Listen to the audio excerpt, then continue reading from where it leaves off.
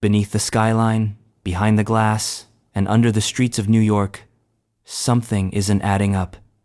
Bodies vanish, lights hover, stone whispers, and century-old secrets refuse to stay buried. This isn't just one mystery. It's 33. Forgotten judges, lost treasure, haunted tunnels, and creatures that shouldn't exist. You've heard the legends. Now meet the city they never left. Welcome to a New York you weren't supposed to notice. One question. How do you explain what refuses to be explained? Before we dive in, if mysteries, legends, and late-night rabbit holes are your thing, hit subscribe and join the crew that never sleeps. I want to know, where are you tuning in from? And more importantly, what time is it right now? As you're listening, drop it in the comments.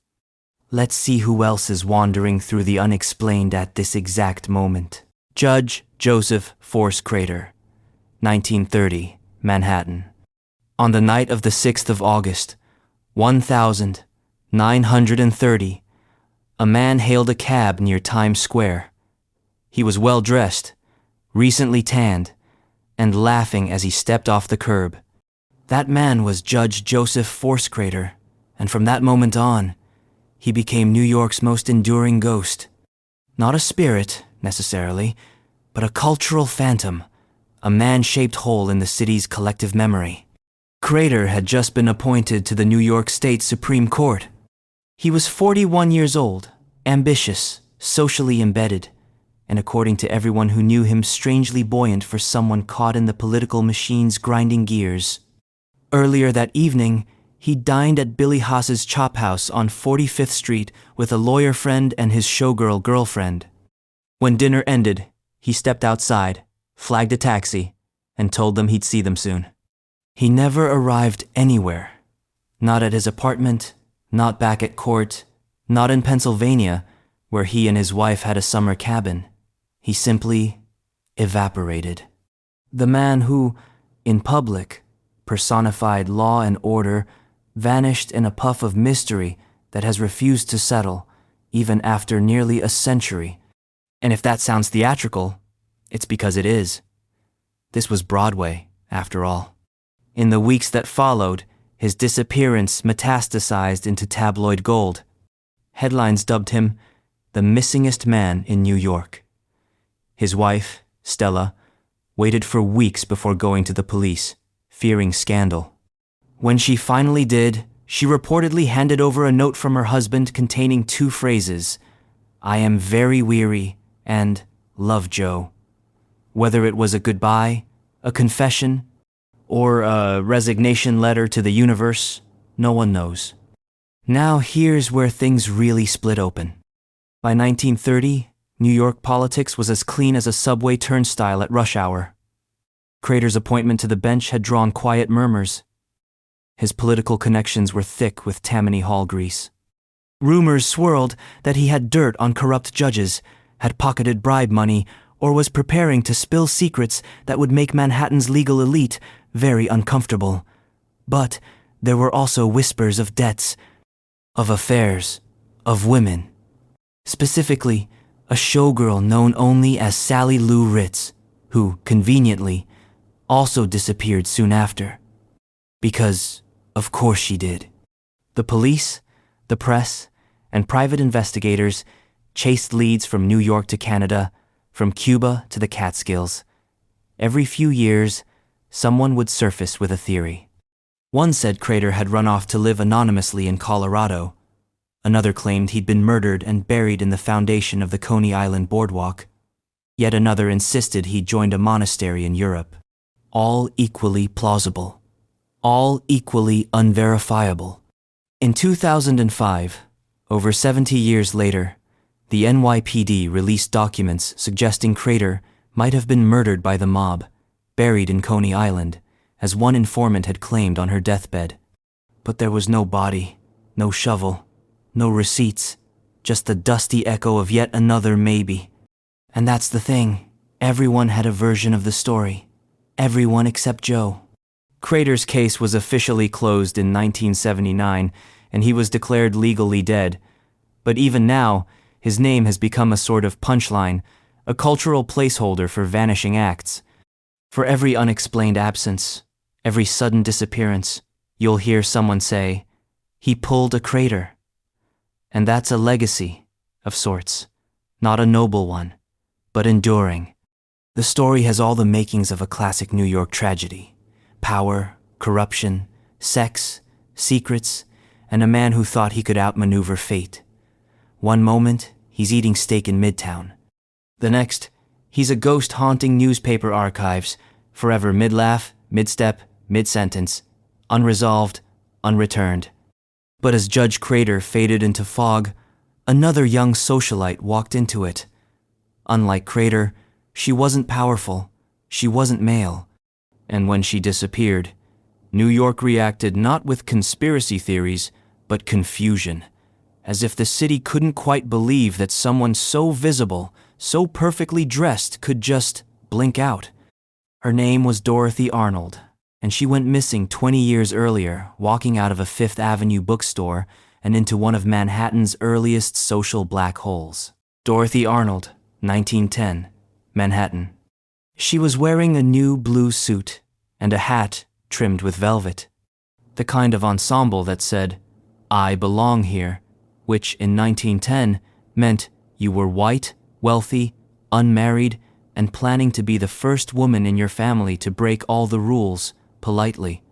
Dorothy Harriet Camille Arnold was 25 years old, the daughter of a millionaire perfume importer and the quiet storm of Upper East Side society. She wasn't just another debutante looking to marry her way into a bigger drawing room. She wanted to be a writer. She left her family's townhouse at 108 East 79th Street on a chilly December morning, telling her mother she was going to buy a dress for her cousin's debutante party. But she didn't take the family carriage. She walked. That small rebellion heels on pavement. No chaperone was the first untraceable step in what became one of the strangest vanishings New York has ever catalogued. Dorothy made it as far as Brentano's bookstore on Fifth Avenue. She bought a copy of Engaged Girl Sketches, a satirical collection of essays mocking marriage and high society. Not exactly the traditional reading material for a young woman expected to marry well and say little. She ran into a friend on the street, chatted politely, then walked off, presumably headed to Central Park. That's the last time anyone can say with certainty that they saw Dorothy Arnold. No witnesses, no goodbyes, just a woman, slowly dissolving into the city she was trying to define herself against. Her family didn't panic at first. She disappeared before, briefly, quietly, for a few hours at a time. Nothing dramatic, nothing irreparable. But when dinner time came and went, and Dorothy still hadn't returned, the Arnolds began to worry. Still, they didn't call the police. That would be a scandal. A lady going missing? Unthinkable. Better to make discreet calls, hire private investigators, and keep it off the front page, at least for a few days. By the time the story broke, it was a circus. Theories bloomed like mildew in a locked room. Had she eloped with a secret lover? Fled to Europe? Faked her death to escape a stifling life? Thrown herself into the icy reservoir in Central Park? Been kidnapped, robbed, and murdered? The more the family tried to maintain dignity, the more the press speculated. She was reimagined in the headlines as everything from a lost lamb to a secret radical. There was even a theory that she had tried to get a short story published, had been rejected, and, humiliated by failure, decided to vanish. That version of Dorothy became the myth that stuck, the frustrated female artist, undone by rejection, swallowed by a city too large and too indifferent to notice. But the police were skeptical of every angle. No ransom note had come, no ticket to Europe had been purchased, no body surfaced in the reservoir, and even the family's behavior seemed off. Her father, Francis Arnold, refused to let authorities search Dorothy's room for over a month. When investigators finally did, they found letters hinting at a relationship with a man named George Griscom Jr., a Harvard graduate living in Pittsburgh and vacationing in Italy at the time. Her family hated him, of course. She had written to him secretly, sent him money, even visited him once without permission, staying at a hotel under an alias. When George was questioned, he wept, claimed ignorance, swore he had no idea where she was. None of it helped. The years passed. Alleged sightings trickled in from across the country. A woman in California, another in a sanitarium, a third in a convent. None of them were Dorothy. Her family slowly folded back into their private grief, each parent dying without answers. Her name faded from headlines and became something smaller, sadder, an open file in a backroom drawer, a name invoked only by amateur sleuths and strange men at bars who say, "Hey, did you ever hear about the girl who vanished on Fifth Avenue?" But her story has a strange kind of persistence, not because it ends in resolution, but because it doesn't.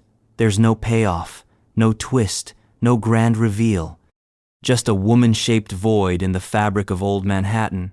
And in that absence, every guess becomes possible, every suspicion a temporary truth.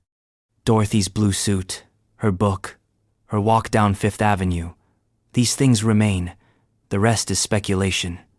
And speaking of speculation, some vanishings inspire more than just curiosity. Some awaken greed. Because if there's one thing New York is good at, it's burying treasure and watching men ruin themselves trying to find it. Which brings us to the next mystery. A dying gangster, a hidden chest, and 80 years of people digging through the Catskills, chasing whispers and shadows. Dutch Schultz's buried millions. 2 mysteries in, and we've barely scratched the city's surface. If you're still with us, you're exactly who this channel is made for. So hit subscribe, join the investigation, and let's keep going. Also, where are you watching from? And what time is it where you are right now? Midnight? Lunch break? Witching hour? Drop it in the comments. You're not alone out here. Dutch Schultz's buried millions. Catskills. Phoenicia. There's a rule in American folklore that goes something like this. If a gangster dies violently, he probably hid a treasure first. And if that treasure has never been found, well, then it's probably still out there waiting under a rotted tree or inside a rusted crate, just beyond the reach of common sense. Dutch Schultz, born Arthur Flegenheimer, did more than his fair share to uphold this tradition. By the time he was gunned down in a Newark steakhouse in 1935, he had already built an empire of bootlegging, racketeering, and extremely poor decision-making. But his real legend didn't start with bullets. It started with a map that never surfaced, a hole that no one has ever confirmed, and a final, fevered string of dying words that sparked a treasure hunt so enduring, it's now part of upstate New York's living folklore. The story goes like this. With the walls closing and legal battles, tax evasion charges, and enemies on all sides, Schultz became paranoid. Not just the check your blinds twice kind of paranoid. The dig a waterproof iron box and stash millions in gold, cash, and bonds somewhere in the Catskills kind of paranoid. Supposedly, he and his bodyguard drove up toward Phoenicia, or maybe Esopus Creek, carrying a safe that held the fortune he couldn't afford to lose to the government or the mob. They buried it, memorized the location, and told no one else. Then, as gangsters tend to do, Dutch died. Not immediately, mind you. He lingered in a hospital bed for over 24 hours, drifting in and out of consciousness, muttering nonsense that some swore held clues. Nurses and police took down his delirious speech word for word. It included phrases like, "Don't let Satan draw me too fast," French-Canadian bean soup, and the sidewalk was in trouble. Clearly not a man giving clear GPS coordinates. But treasure hunters latched onto every syllable, as if the last mad libs of a dying mobster held a roadmap to salvation. Within months of his death, rumors of the buried fortune began to spread. Men with shovels turned up in the Catskills, eyes wild, knees muddy, listening for whispers in the pines. Over the years, treasure maps, usually fabricated, occasionally sincere, changed hands at diners and on bar napkins. People would show up in the middle of the night, dig holes, swear they saw something glinting, then vanish again. The area around Phoenicia, in particular, became a magnet for the delusionally hopeful. No one has ever found a box. No gold bars, no moldy bundles of Depression-era cash, no confession from a second-in-command or descendant. But that hasn't stopped anyone. If anything, the mystery has only expanded, bloated by decades of theories, false alarms, and tourist-driven myth-making. Some say the whole thing was a fabrication, just another gangster legend with no basis in reality. After all, Schultz was notoriously impulsive. It's hard to imagine him calmly hiding millions when he could just launder them or bribe someone into forgetting the tax charges. Others argue he was smarter than people gave him credit for, and the treasure is out there just deeply, cleverly hidden. Maybe not in the Catskills at all. Maybe upstate.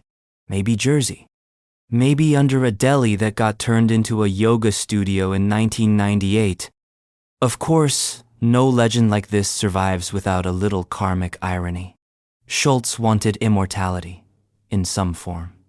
And he got it not through business, not through empire, but through the obsessive imaginations of strangers with metal detectors.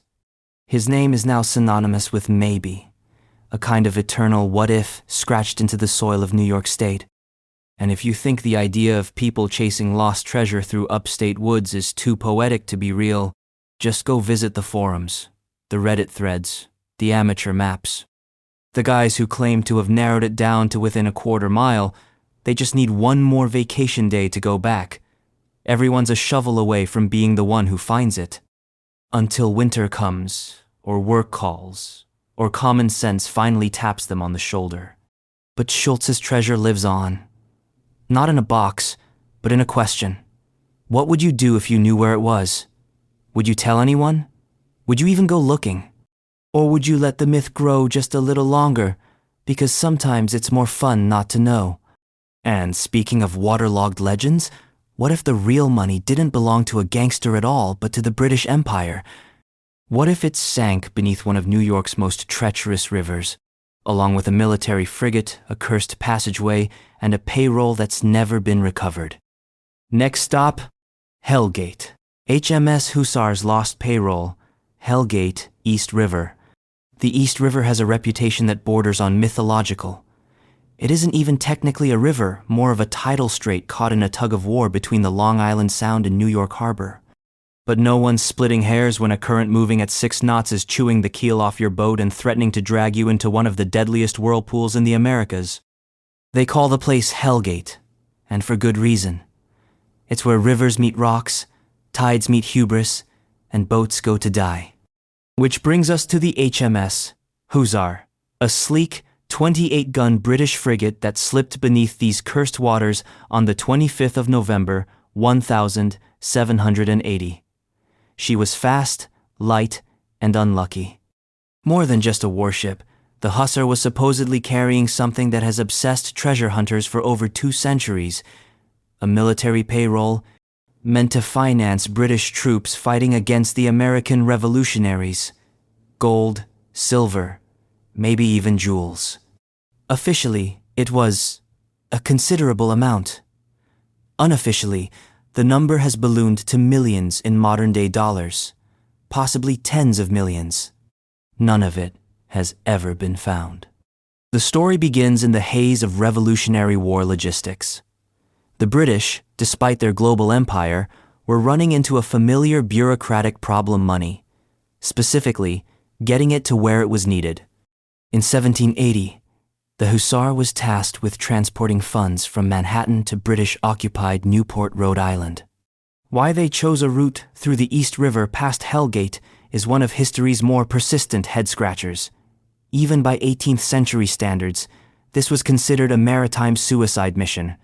The currents were brutal, the rocks were just beneath the surface, and the navigational charts of the time were, let's say, more optimistic than accurate. As the Hussar passed through Hellgate, she struck something. Hard. Some say it was pot rock. Others blame a whirlpool or sheer bad luck. Regardless, the ship took on water and sank with remarkable speed. British records claim that all personnel were rescued. Local gossip begged to differ. But everyone agreed on one thing. Whatever cargo she was carrying went down with her. And that's when the myth began to marinate. As early as the 1802nd, rumors of gold at the bottom of the East River brought amateur divers, professional grifters, and more than a few drowned dreamers. The idea was simple enough. Find the wreck, find the box. But Hellgate is not exactly a friendly dive site. The visibility is near zero. The currents are insane. The bottom is a nightmare of debris, boulders, silt, and modern trash. Not to mention the fact that the Hussar itself may have been smashed into a dozen unrecognizable fragments, then buried by 2 centuries of river mud, construction waste, and sunken hubris. Some treasure hunters claimed to find pieces of the ship. One even swore he touched the strongbox before it was yanked away by a sudden current, as if the river had changed its mind. Others said the British had faked the whole thing, that the gold had already been offloaded, and the sinking was a decoy. Some suggested the Americans had secretly salvaged it and covered up the find. And then there are those who think it's all just a colonial fishtale, a story inflated by generations of bored divers and nostalgic patriots. But something about the HMS Hussar refuses to die. Even after centuries, even after the East River has been dredged and charted and turned into a scrapyard of history, people still whisper about it. They still scan sonar. They still talk about the box. The most ironic twist? In the 1872nd, the U.S. Army Corps of Engineers blew up Hellgate. Literally.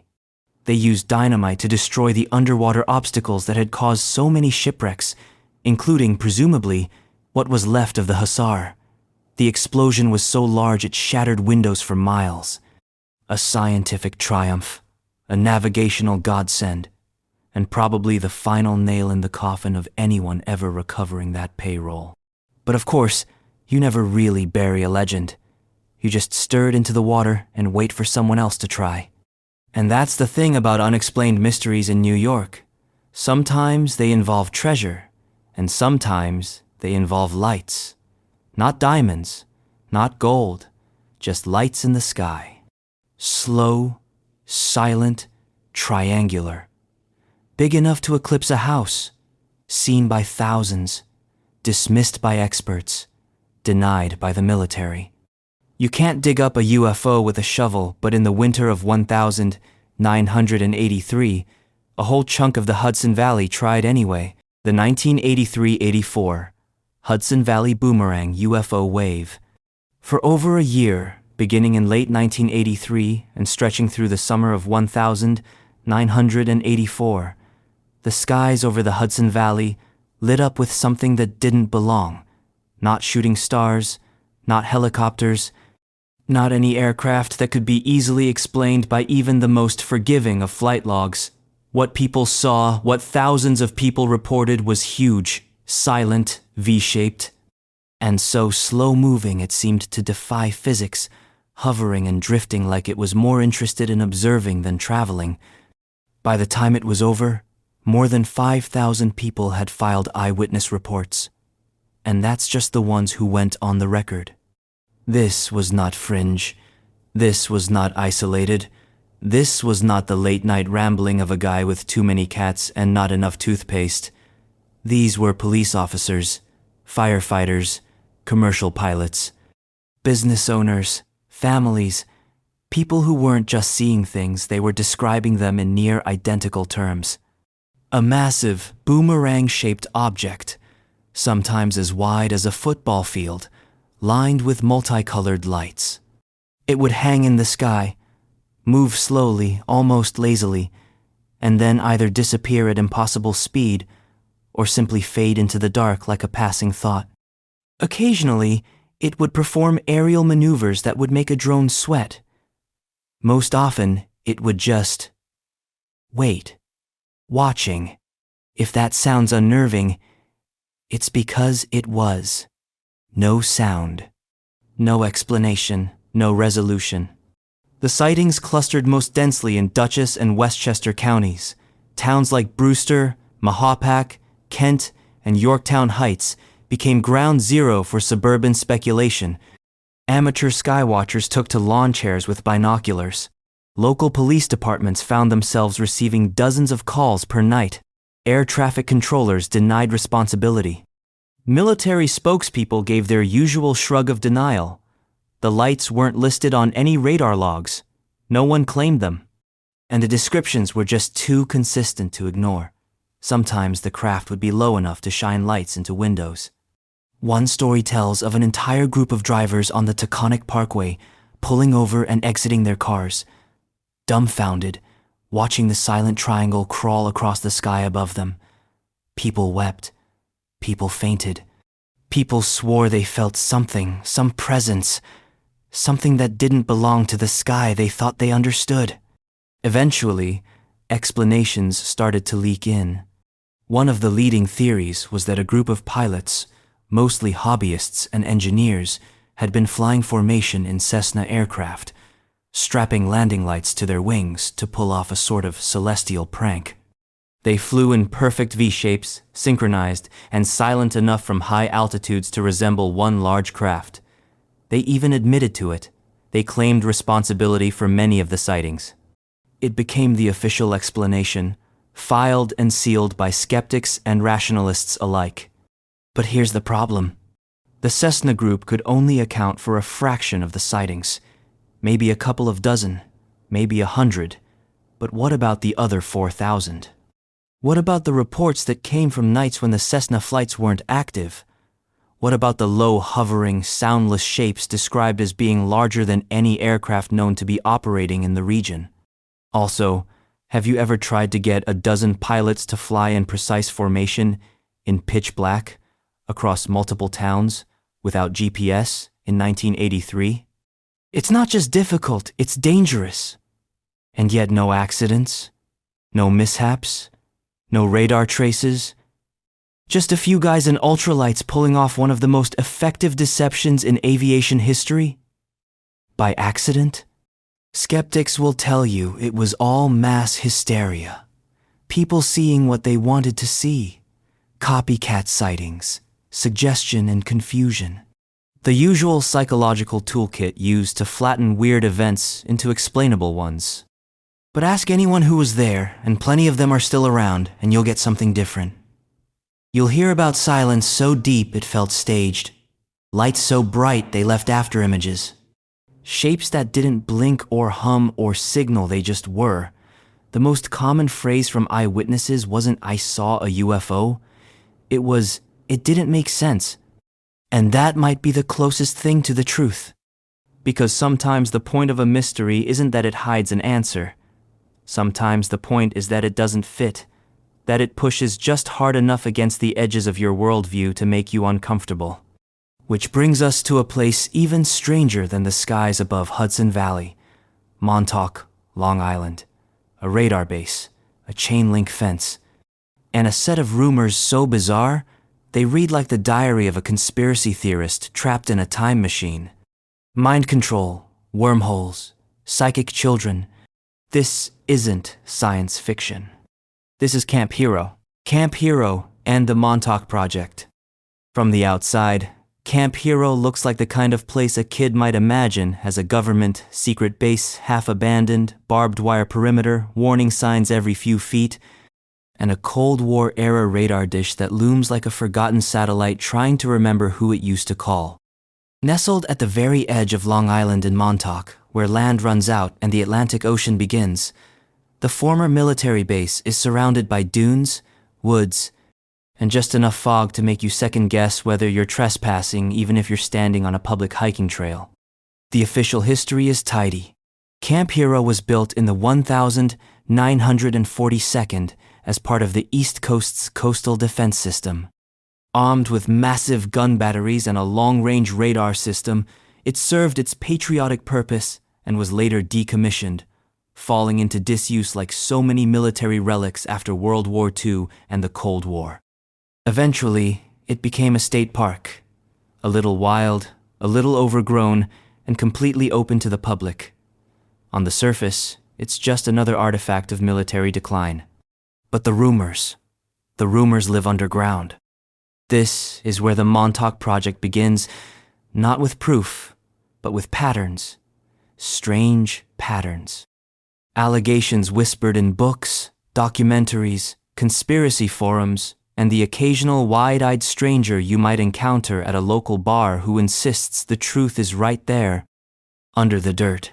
Because according to a small but loud contingent of believers, Camp Hero never really shut down. It went dark. The claims, let's call them that for now, begin in the early 1982nd. A man named Preston Nichols, who claimed to be a former electrical engineer, began telling anyone who would listen that he had worked at Camp Hero on something called the Montauk Project. According to Nichols, the base was still secretly operational and had been conducting experiments in psychological warfare, mind control, time travel, teleportation, and this is where it takes a hard left-turn contact with beings from other dimensions. Sound familiar? It should. The Montauk Project reads like the greatest hits album of 20th century paranoia. Think of it as Stranger Things before Stranger Things. In fact, many fans believe the show was loosely inspired by these exact claims. Children allegedly abducted and experimented on. Reality-bending machines. A Montauk chair that could amplify psychic energy to such a degree that thoughts could become physical.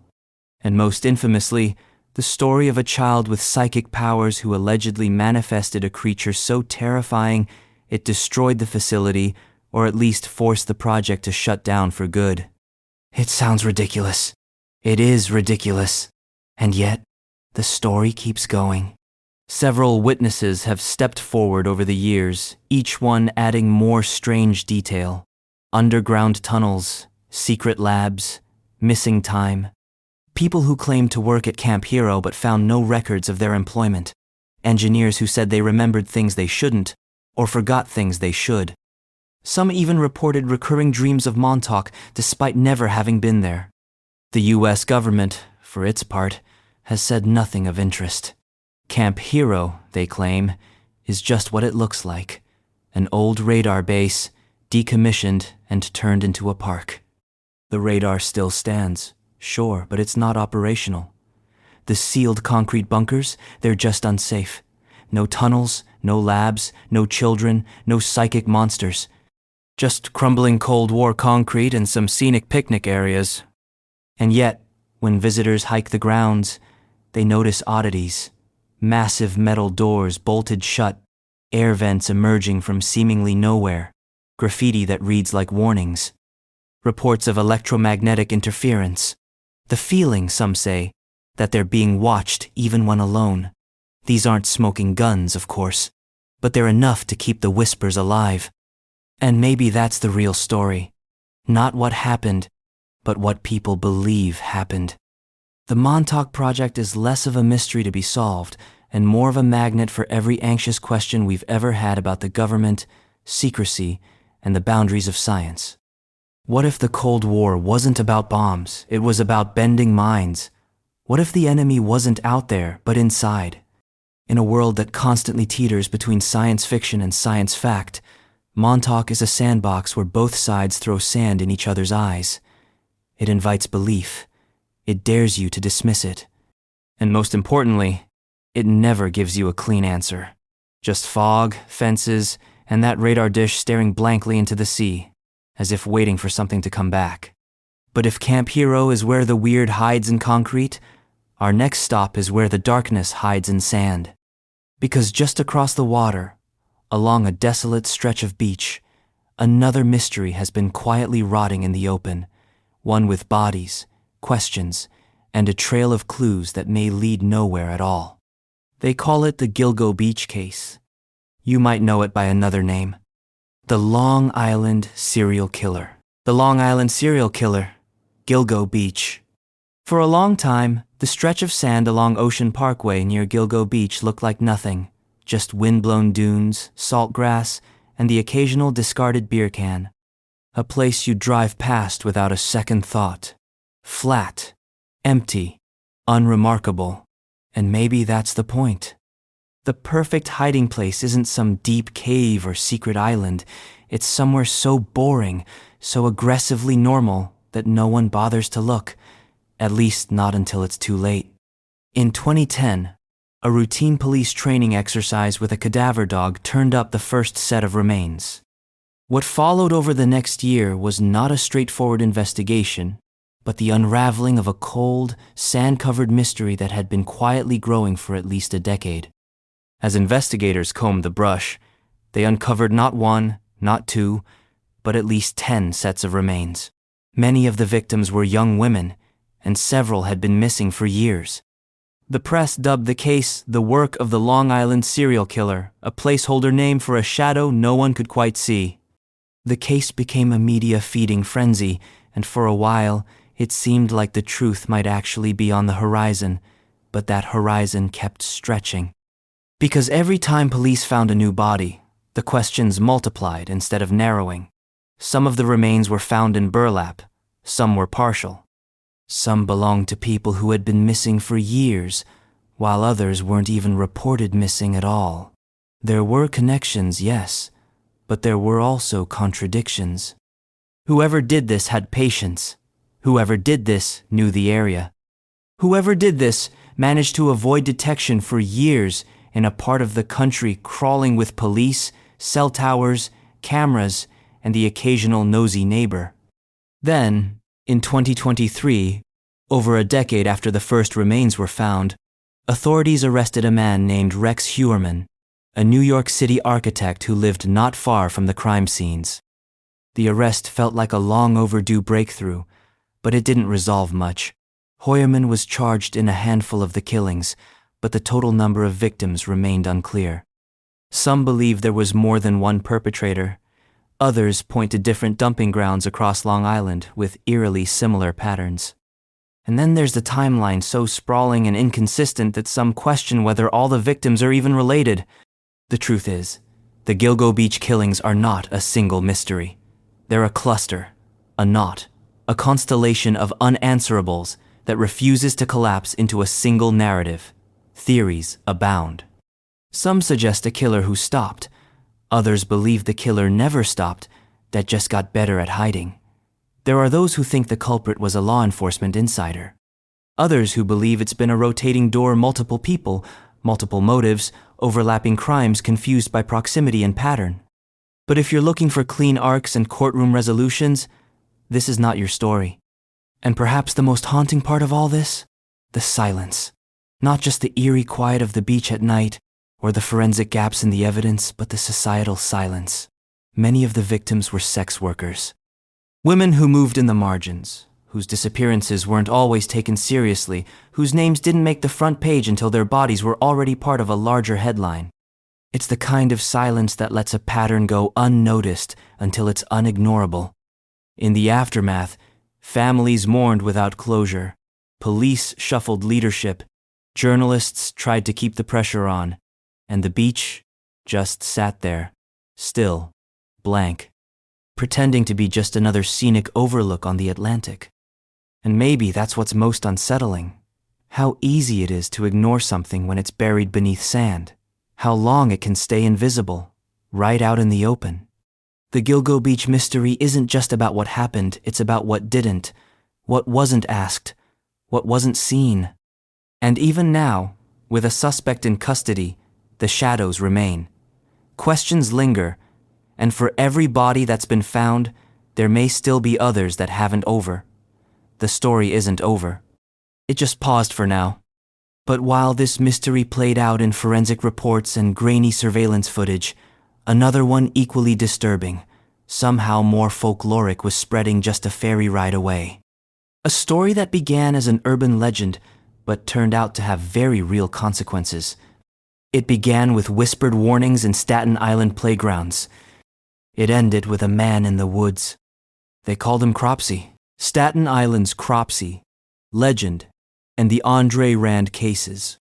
If you grew up on Staten Island in the 1972nd or 82nd, you knew about Cropsey. He was the boogeyman your older cousin warned you about, the escaped mental patient with a hook for a hand, or maybe an axe, or maybe just eyes that never blinked. Depending on who told it, Cropsey lived in the woods, or under the bridge, or in the tunnel near the old hospital. He snatched children. He lived in shadows. He never got caught. Like most urban legends, it wasn't clear who Cropsey was supposed to be, just that he was out there, waiting. Every town has its ghost story, its monster, its folklore stitched together from fear and foggy memory. But in Staten Island, the Cropsey legend took a darker turn. Because eventually, the line between myth and reality blurred, and something very real emerged from the underbrush. That something was Andre Rand. In 1987, a 12-year-old girl named Jennifer Schweiger, who had Down syndrome, went missing near her home in Staten Island. After a 35-day search involving hundreds of volunteers, her body was found buried in a shallow grave on the grounds of the Willowbrook State School, a defunct institution once described by investigative reporter Geraldo Rivera as a warehouse for the developmentally disabled. The place had been shut down years earlier after exposés revealed horrific neglect and mistreatment. But its crumbling buildings and underground tunnels remained a rotting campus reclaimed by nature and rumor. Andre Rand had worked at Willowbrook. He'd been a custodian, a bus driver, and depending on who you ask, an unofficial inhabitant of the woods that bordered the property. When Jennifer disappeared, witnesses placed Rand in the area. His van had been seen. His behavior was odd. He had a history. When police arrested him, they didn't just find a suspect, they found a villain, a living Cropsey. Rand was convicted of kidnapping, though not of murder. There was no conclusive forensic evidence linking him to Jennifer's death, but the jury believed he'd taken her. That alone was enough to put him away. But the story didn't stop there. As reporters and amateur sleuths began digging into Rand's past, a disturbing pattern emerged. He had already served time for abducting children in the early 1982nd. Other local disappearances, some dating back to the 1972nd, began to resurface, all with eerie similarities. Children with disabilities, children who vanished near the same stretch of forest, all within a few miles of Willowbrook. One by one, the names came back. Alice Pereira, vanished in 1972. Holly Ann Hughes, gone in 1981. Tiahese Jackson, disappeared in 1983. Henry Gaforio, last seen in 1984. None of their cases were officially solved, but Rand became the gravitational center for all of them, pulled into the void left by their absence. In 2004, he was convicted again, this time for the kidnapping of Holly Ann Hughes. Once again, no body, no confession, just the weight of collective suspicion and haunting circumstantial threads. And this is where things get unsettling, because Rand, as monstrous as he may appear in public imagination, was never definitively tied to most of these disappearances. The evidence was always tenuous. There were no bloody scenes, no smoking guns, no DNA, just whispers, just shadows, just folklore bending to fit a real man. Which raises a disturbing possibility. Was Rand a serial predator hiding behind an urban legend? Or was the legend built around him to explain something more chaotic and uncomfortable? Is it easier to believe in a single monster than to accept that multiple tragedies can happen in the same place for different reasons, with no single evil mastermind behind them? The real horror of the Cropsey myth isn't that it came true, it's that it never really needed to. Children go missing in America every day. Some are found, many are not. Most cases don't become legends. Most don't get documentaries or decades of public speculation. But Staten Island got both, because it had a face, a name, a place, a decaying institution in the woods, and a man with a van who made the myth feel real. And still, Cropsey lives on. Not just in campfire stories, but in news clippings, court transcripts, and the quiet sense among Staten Island locals that something, someone, might still be out there, that maybe evil isn't locked up, that maybe it doesn't wear a mask or swing an axe, maybe it just waits until you look away. And while Cropsey is a myth that fused with reality, the next mystery is the opposite, a reality that somehow never fully formed. A man who existed entirely on his own terms, without words, without history, walking a perfect 365-mile loop through New York and Connecticut. They called him the Leatherman. The Leatherman, Westchester, Putnam, and Connecticut. He didn't speak. He didn't beg. He didn't stay. Every 34 to 36 days, he would pass through the same towns at the same time, wearing the same outfit, a hand-stitched suit made entirely of leather, thick, patchworked, weather-beaten. Some said it was fashioned from boot scraps. Others swore it smelled of wood smoke and animal fat. He never corrected them. He never corrected anyone. Because the Leatherman never said more than a word or two, if that.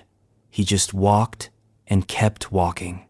From the mid-1802nd until his death in 1889, the Leatherman made a giant loop, roughly 365 miles, through eastern New York and western Connecticut, crossing rivers, climbing ridges, and sleeping in caves and rock shelters scattered through the landscape.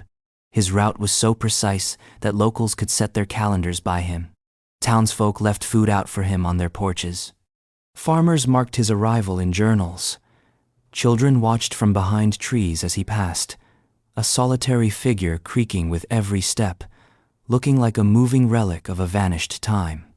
They didn't know his name, still don't talk. He was never violent, never arrested for a crime, but he was, by all accounts, strange, unplaceable, one part man, one part ritual, and entirely unexplainable. The Leatherman is the kind of historical ghost that makes the rational brain itch, because on paper, he shouldn't exist. The details are too consistent, the loop too disciplined, the lifestyle too extreme for it to have lasted months, let alone years. But the documentation is there, hundreds of sightings, dozens of newspaper articles, even a few sepia-toned photographs, all pointing to a man whose origin and purpose remain utterly opaque. So, who was he? The theories run the usual spectrum. A French-Canadian named Jules Bourglet, supposedly driven mad by the failure of his leather business, fleeing into a lifelong penance. A Civil War deserter, haunted by guilt and unable to re-enter society. A European nobleman in exile, punishing himself for a family disgrace. An escaped mental patient, a religious mystic. A veteran of silence, all compelling, all unconfirmed. He never gave a name. He never wrote anything down, and no official record ties him to any identity. The Leatherman didn't live off the grid, he was the grid. He became a part of the land in a way most of us have forgotten is even possible. He slept in stone shelters, many of which still exist and are marked as historic sites today. He accepted charity, sometimes nodding or murmuring thanks, but he never lingered, never got too close, never stayed. One of the most chilling aspects of his story is the sheer scale of public familiarity, coupled with complete personal anonymity. For over 30 years, he was known by thousands, described in journals, tracked on maps, and yet, when he died, no one knew who to notify. In 1889, his body was discovered in one of his usual rock shelters near Ossining, New York. The cause of death was listed as cancer of the mouth, likely due to years of smoking from a corncob pipe, one of his few known possessions. They buried him in the local potter's field, with a crude marker that simply read, "The Leatherman." Over a century later, in 2011, his remains were exhumed by a team of historians, archaeologists, and anthropologists who hoped to learn more, maybe even confirm his identity. But in a final act of narrative defiance, they found nothing. Just soil, a few nails, a button, no bones, no DNA, just an empty plot. as if the man had walked out of his own grave. So what was he running from or toward? There's a kind of holiness to the Leatherman's myth, a wandering monk in cowhide, a human clock with cracked boots and unknowable intent. In a modern world obsessed with documentation and backstory, he remains a mystery precisely because he refused to participate in explanation. He simply lived his loop and vanished on schedule, a walking question mark. And maybe that's the appeal. He didn't ask to be understood. He didn't need to be. He just was. And for some people in the region, he still is. The caves are still there. The path is still known. And every so often, someone swears they've seen a man in leather just off the trail, watching quietly before turning and disappearing into the trees. But if the Leatherman was the quiet mystery of stone and silence, our next enigma is the loud opposite, a booming, shaking, window-rattling phenomenon that comes from nowhere, lasts seconds, and leaves behind nothing but questions. They call it the Seneca guns. And no, it's not thunder. The Seneca guns. It starts with a sound. But not just any sound. Not a car backfiring, not a distant thunderclap, not some low boom from construction. This sound is different. It's deeper, fuller, like a cannon fired from a mile underground, like the earth itself just exhaled with force. Windows rattle, dogs bark. People run outside expecting to see something. An explosion, a crash, a military test gone sideways, but there's never anything there, just silence, still air, and that unsettled, involuntary feeling that something just happened and no one can explain it. These mystery booms are known as the Seneca guns, named for Seneca Lake, one of the Finger Lakes in upstate New York, where the phenomenon has been reported for centuries. But the sounds aren't limited to the lake. They've been heard from Lake Ontario to the Hudson Valley, from the Adirondacks down into Pennsylvania. They're not constant. They're not predictable. But when they happen loud and without warning. The earliest recorded mention comes from James Fenimore Cooper, who wrote about the phenomenon in an 1850 essay, marveling at the way the noises could shake a house without leaving so much as a broken branch. He wasn't exaggerating. Witnesses, some from the 19th century, some from last week, have described booming sounds strong enough to set off car alarms, vibrate through floors, and knock paintings off walls. And yet, nothing. No damage, no crater, no explosion, no answer. So what causes the Seneca guns? Let's get the conventional explanations out of the way first. Seismic activity? Seems plausible. Except these sounds rarely show up on seismographs, and when they do, it's weak, nowhere near strong enough to match the intensity of the sound reported. Minor earthquakes usually feel like shaking, not like someone just dropped 1,000-pound weight on your roof. Weather-related phenomena? Sure. Atmospheric inversions can do weird things with sound. Thunder can travel strangely under the right conditions. But the guns are often heard on clear, still days. No storms, no clouds, nothing meteorological to pin the blame on. Military exercises or aircraft? That's a crowd favorite. Sonic booms, artillery, secret tests. But over and over again, local military officials deny any operations. And besides, these noises have been documented since long before planes were flying or even invented. You can't blame a cannon for something that's shaking towns 50 miles away, long after all the wars moved elsewhere. That leaves us with the uncomfortable truth. We don't know. Which is why the phenomenon persists, not just in rural myth, but in modern scientific curiosity. The U.S. Geological Survey, USGS, has looked into the Seneca guns multiple times, tracking reports, and comparing them to known seismic or military activity. Sometimes there's overlap. Usually there isn't. No pattern, no consistent location, just noise and not the metaphorical kind. And then, of course, come the weirder theories. Some believe the guns are the echoes of tectonic stress. What happens when massive rock layers shift just enough to release sound without causing an actual quake? A sort of underground pressure valve that would make the sound real, but still elusive, like listening to the bones of the planet creak. Others suggest the source lies in the water. Underwater landslides, collapsing gas pockets, massive bubbles of methane rupturing far below the surface of the lakes. Sounds absurd until you remember that bodies of water can carry sound in ways that baffle even seasoned scientists. Seneca Lake, for example, is over 600 feet deep in places. That's enough room for a small geological secret to hide in plain sight. Then there are those who step fully off the map, who claim the sounds are not natural at all, but signals, warnings, portals, remnants of ancient technologies. The kind of explanations that fill the spaces between hard data and human imagination. In the absence of evidence, anything feels plausible. And when you hear something with your own ears but can't find a single clue left behind, your brain starts opening doors it usually keeps shut. What keeps the Seneca guns fascinating is their perfect vagueness, a physical experience with no visual confirmation, a real sound with no measurable source. It's the kind of thing that makes you question whether the world around you is really as knowable as we like to pretend. Because these aren't ghost stories. These aren't misremembered dreams or exaggerated tavern tales.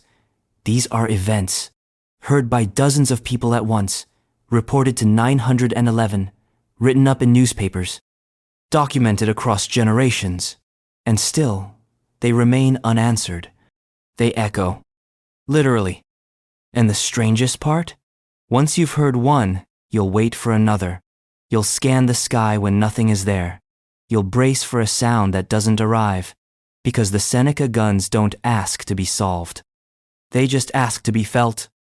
But while these earth-shaking booms might make you question the land beneath your feet, our next mystery will make you question the land above it, a 5-ton boulder perfectly balanced on tiny stones, sitting like a dare to gravity itself. It's called balanced rock, and no one's entirely sure how or why it's still standing. North Salem's balanced rock. Drive north through Westchester County, and the towns begin to thin out. The gas stations turn quaint, the trees taller, the roads narrower.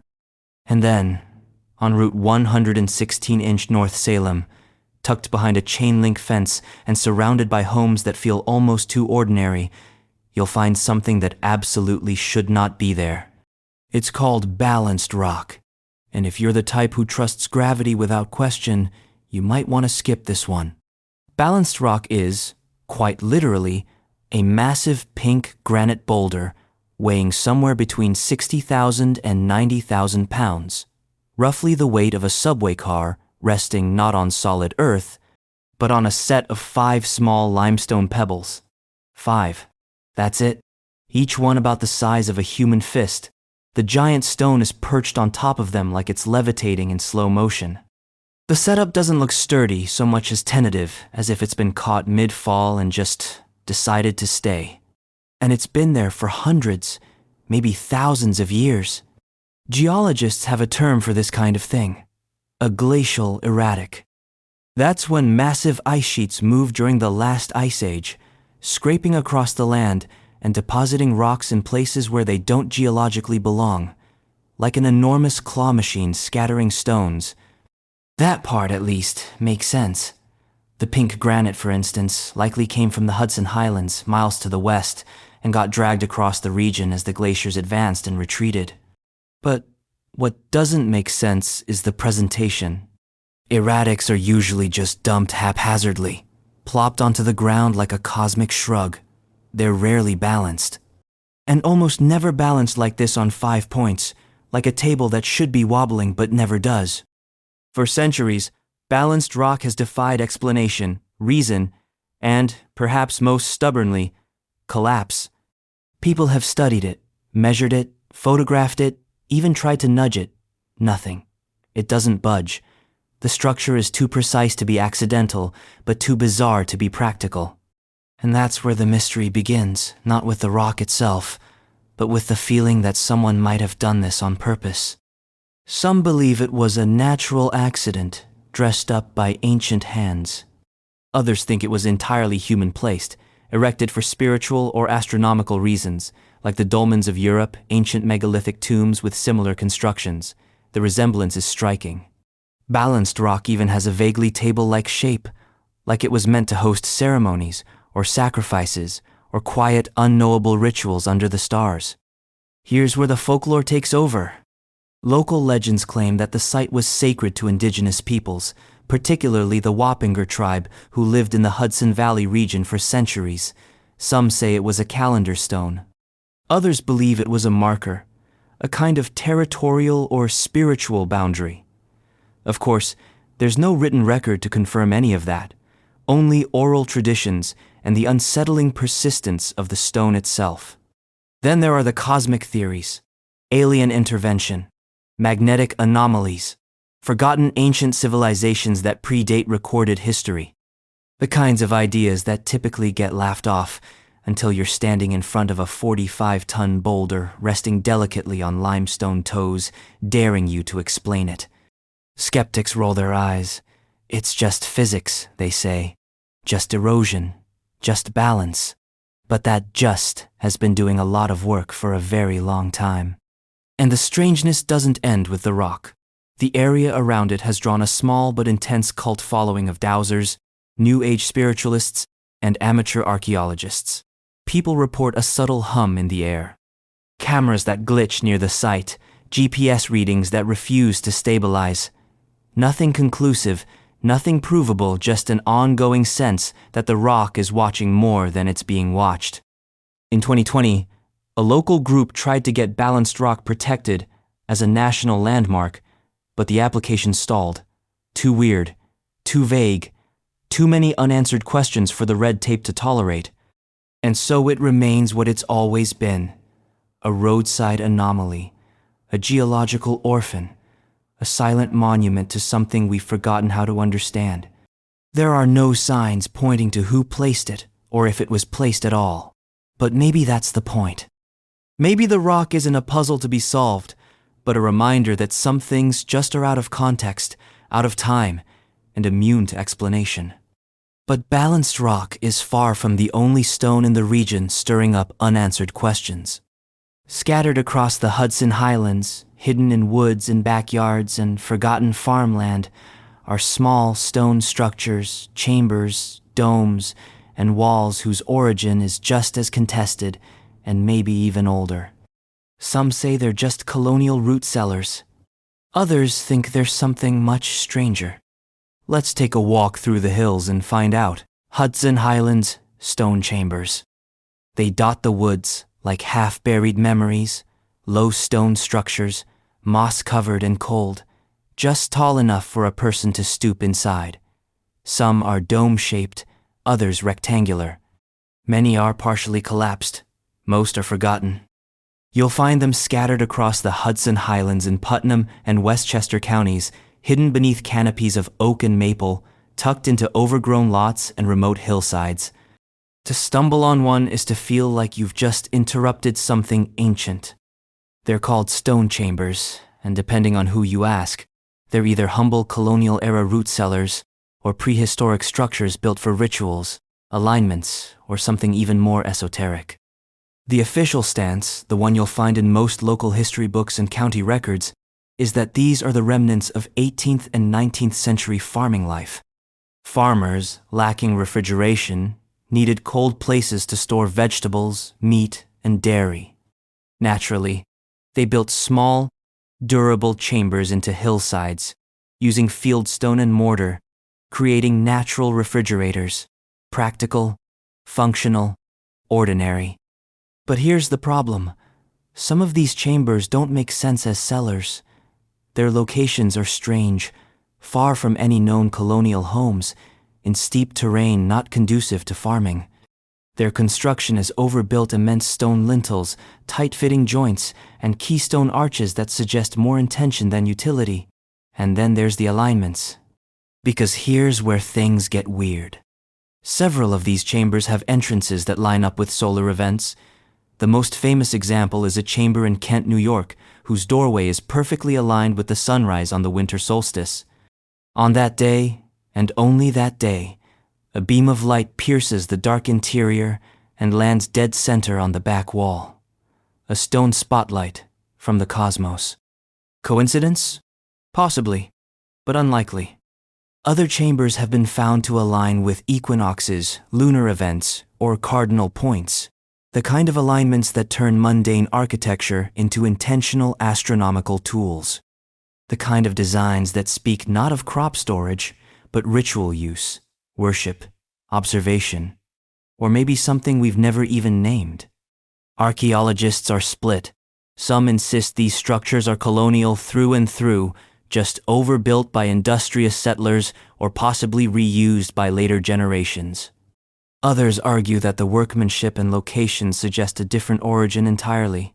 Not Native American, necessarily, though that theory has floated too, but prehistoric European transoceanic contact. In other words, builders who shouldn't have been here at all.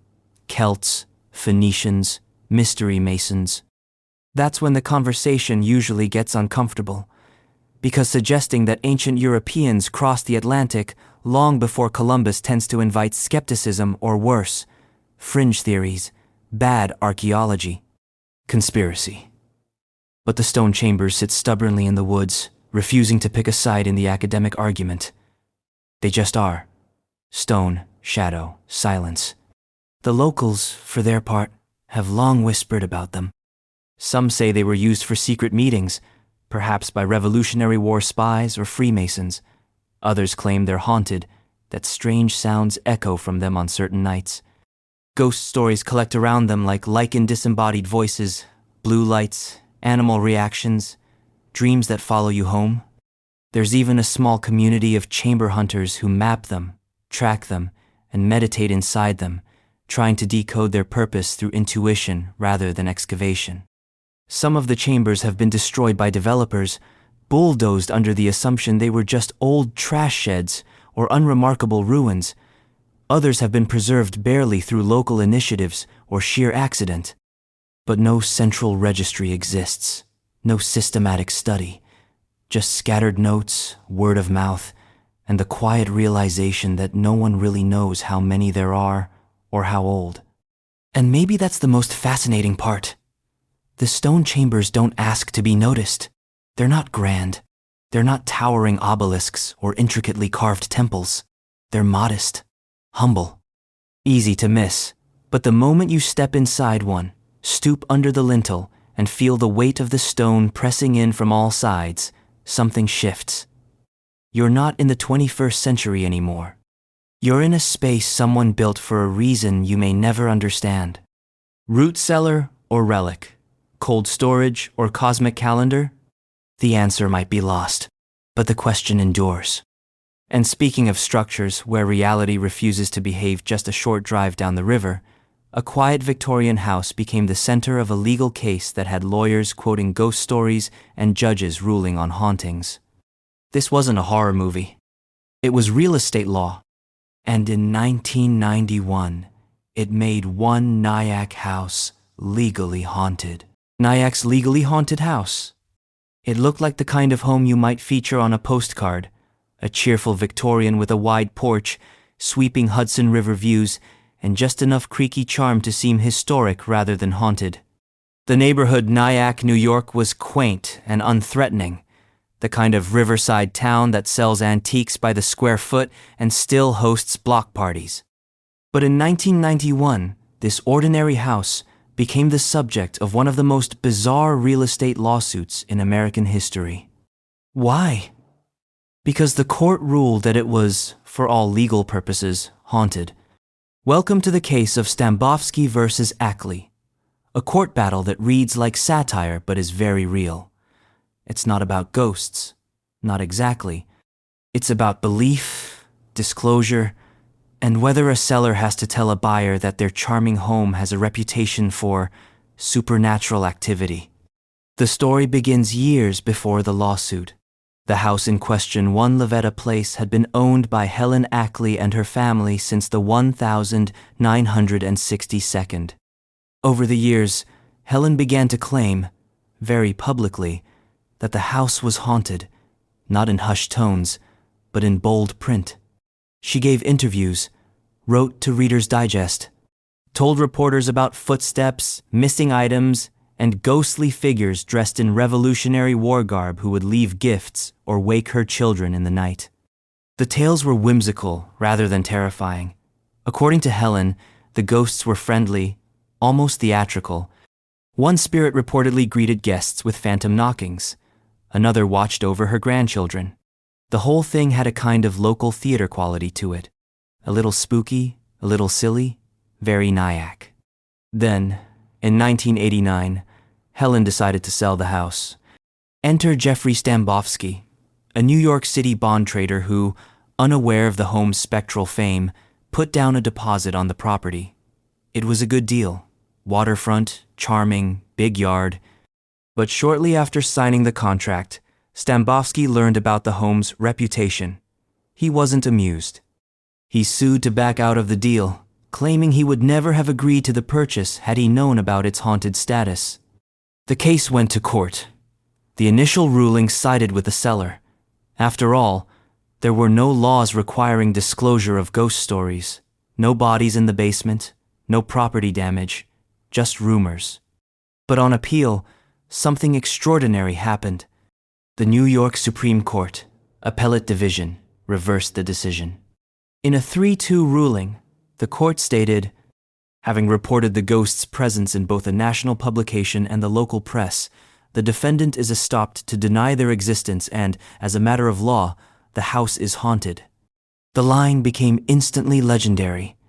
The court wasn't ruling on the existence of ghosts, it was ruling on the impact of the belief in them. The house's haunted status had become part of its identity, baked into its value, and therefore relevant to the sale. Suddenly, a case about real estate turned into a philosophical debate, not about whether the supernatural is real, but whether reputation is reality. If enough people believe a place is haunted, does that belief itself become part of the property? And the ripple effect was real. Lawyers across the country took note. Real estate courses began including stigmatized property as a category places that may be physically sound but psychologically damaged. Murder houses, cult compounds, and yes, homes with ghosts in the walls or at least in the minds of the neighbors. As for the house itself, it still stands. Over the years, it's changed hands multiple times, each new owner dealing with the baggage or benefit of its spectral celebrity. Some embraced the story. Others insisted they never heard or saw a thing. Paranormal investigators have sniffed around, cameras in hand. Nothing definitive, just shadows and stories. But the legal precedent stands. You can't sell a haunted house without saying it's haunted if you've already told the world it is. The irony, of course, is that this ruling made the house more haunted, not spiritually, but socially. Its ghost became the ghost of gossip. Its reputation became the haunting, a legal fiction made real. And maybe that's the trick with mysteries like this.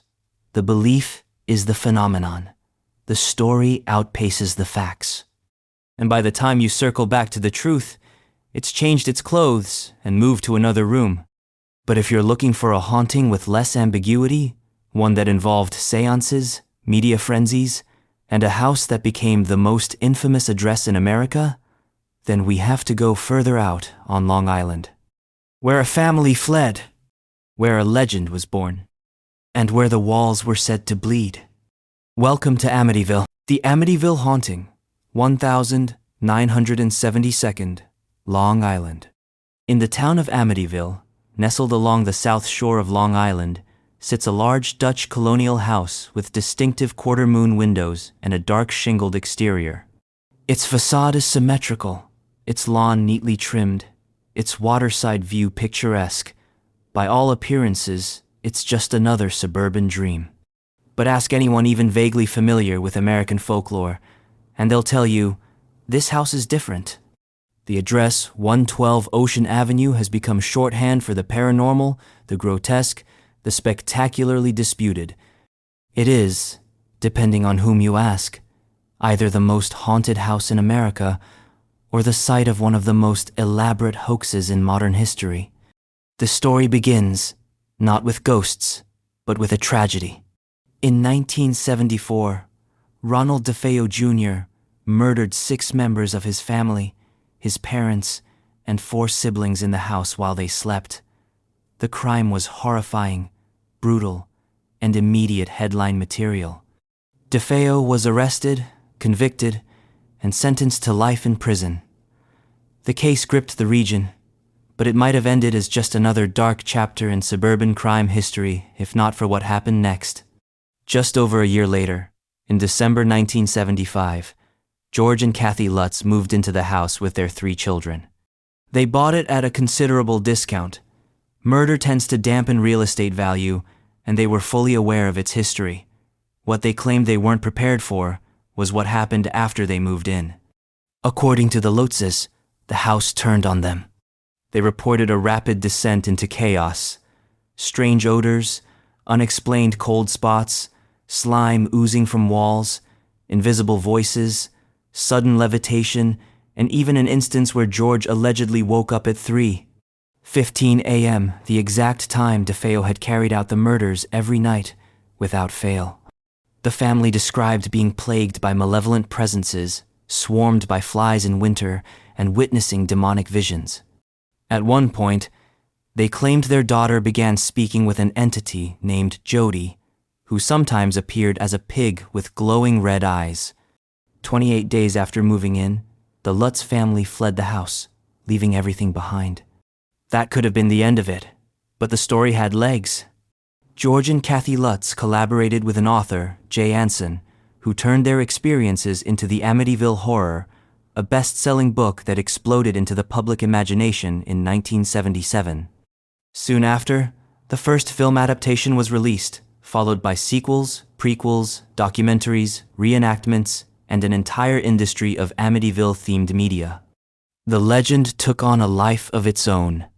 But almost immediately, skepticism began to creep in. Investigators pointed out inconsistencies in the Lutz's timeline. Journalists questioned their motives.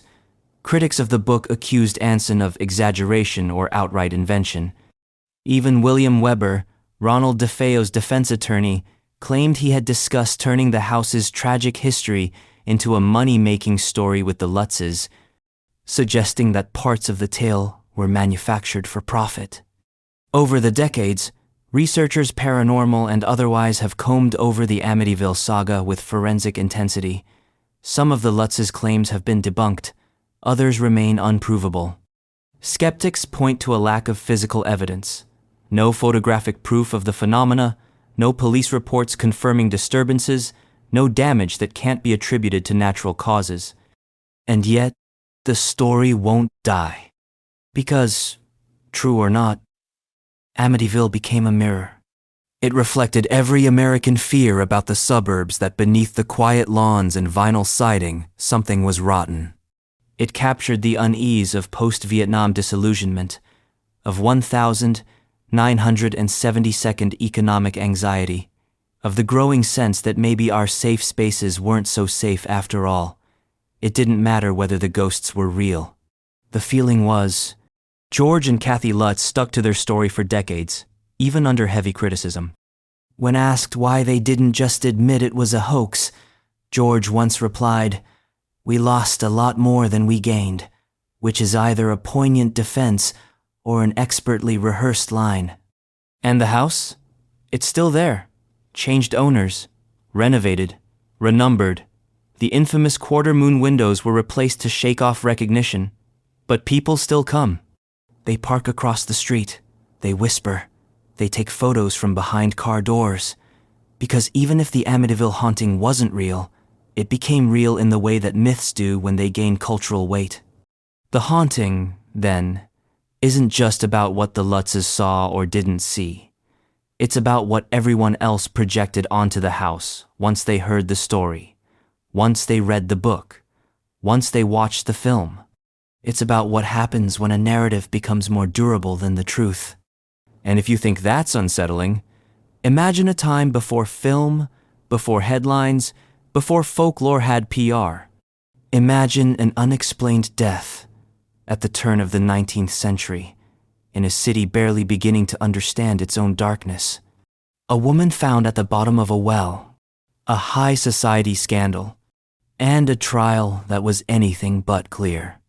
Let's go back to 1800 and drop in on the Manhattan Well murder. The Manhattan Well murder, 1800. It's January in 1800, and New York City is just beginning to stretch beyond its colonial bones. The cobblestones are slick with ice, oil lamps flicker on corners. Wall Street is still more idea than empire, but the city already has secrets. And in one downtown neighborhood, what we'd now call Soho, there's about to be a scandal that feels eerily modern. A young woman missing, a dead body in a well, and a courtroom drama that leaves behind more questions than answers. Her name was Elma Sands, and in many ways, she was ahead of her time. Elma was 22 years old, attractive, well-liked, and boarding in a respectable house owned by a Quaker family on Greenwich Street. She'd arrived in the city with ambitions, independence. She worked as a milliner, designing and sewing hats, and was rumored to be romantically involved with one of the other boarders, a man named Levi Weeks, a young, educated carpenter and brother to one of New York's most prominent builders. On the night of the 22nd of December, 1799, Elma told other boarders that she was going out to marry Levi. She left the house and vanished. Days passed. Her friends grew anxious. Then, on the 2nd of January, 1800, a group of boys playing near the intersection of present-day Spring and Green Streets discovered something horrific. A human body submerged in the Lisbonard Meadow Well, one of the city's early water sources, then located in a remote, undeveloped area. It was Elma. She had been dead for over a week, frozen, bruised, stuffed into the narrow mouth of the well. The public reaction was immediate and explosive. It didn't help that Elma's disappearance had already been whispered about in coffee houses and parlors.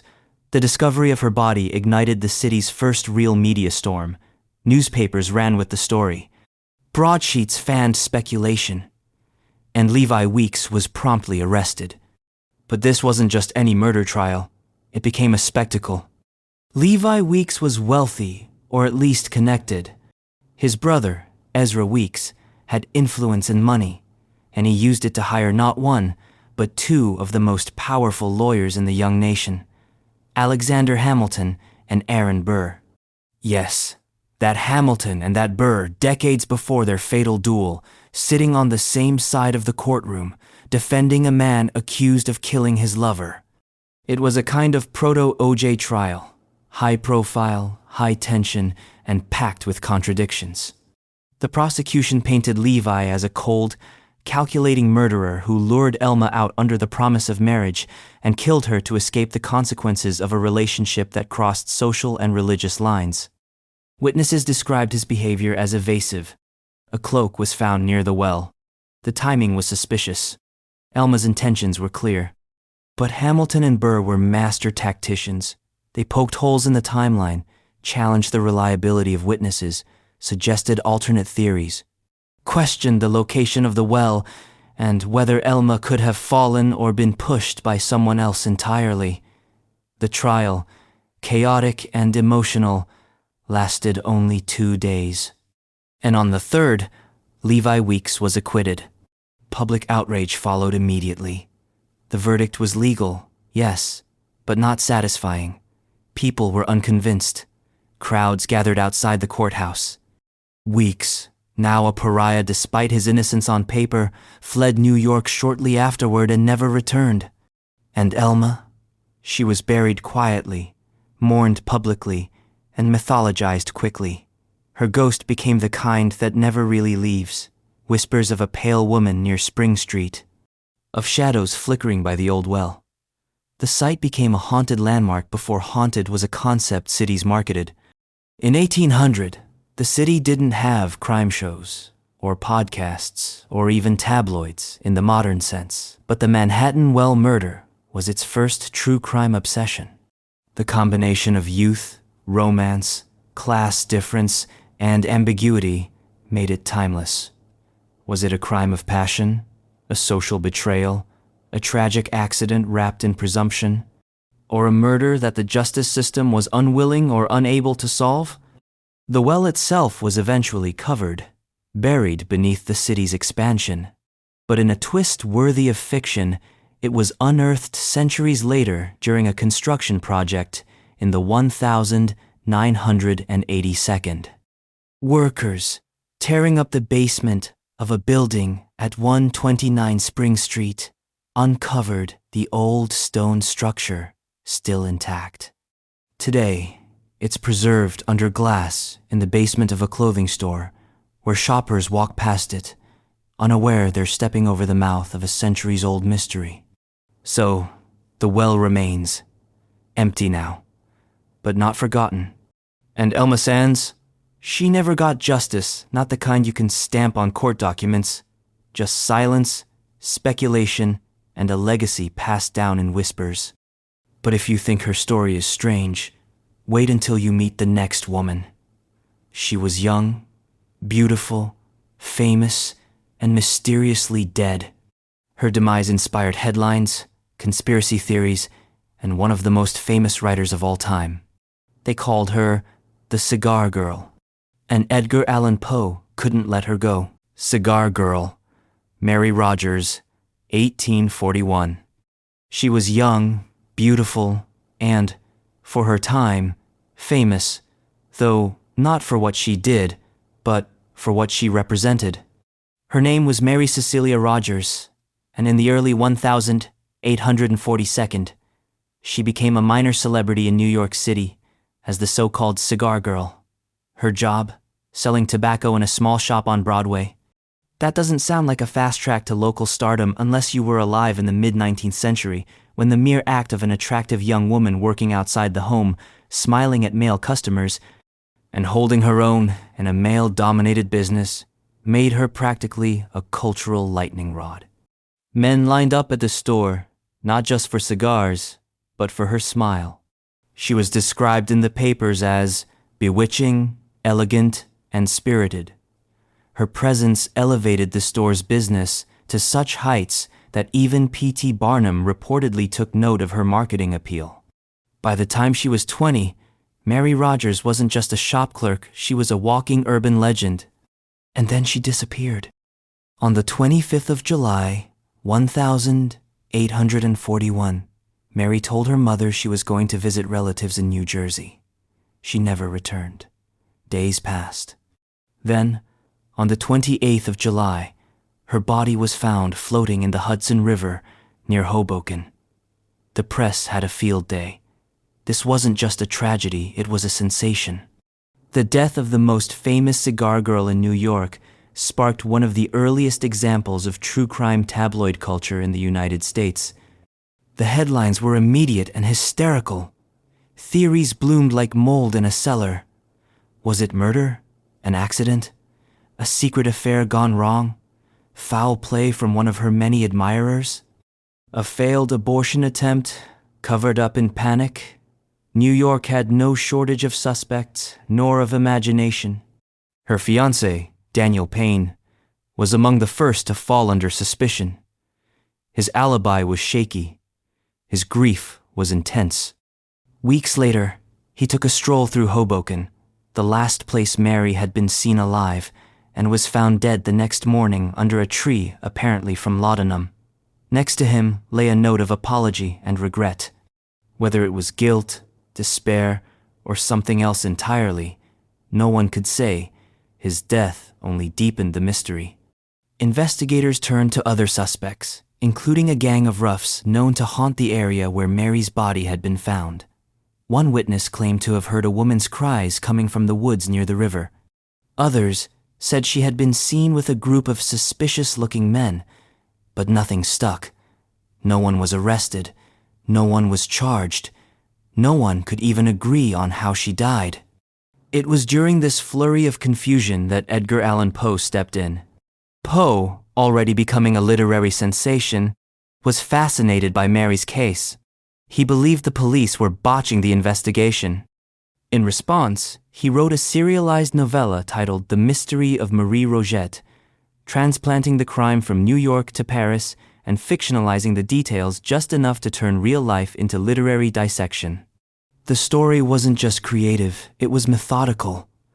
Poe used it as a platform to solve the crime, or at least propose a rational explanation based on his interpretation of the evidence.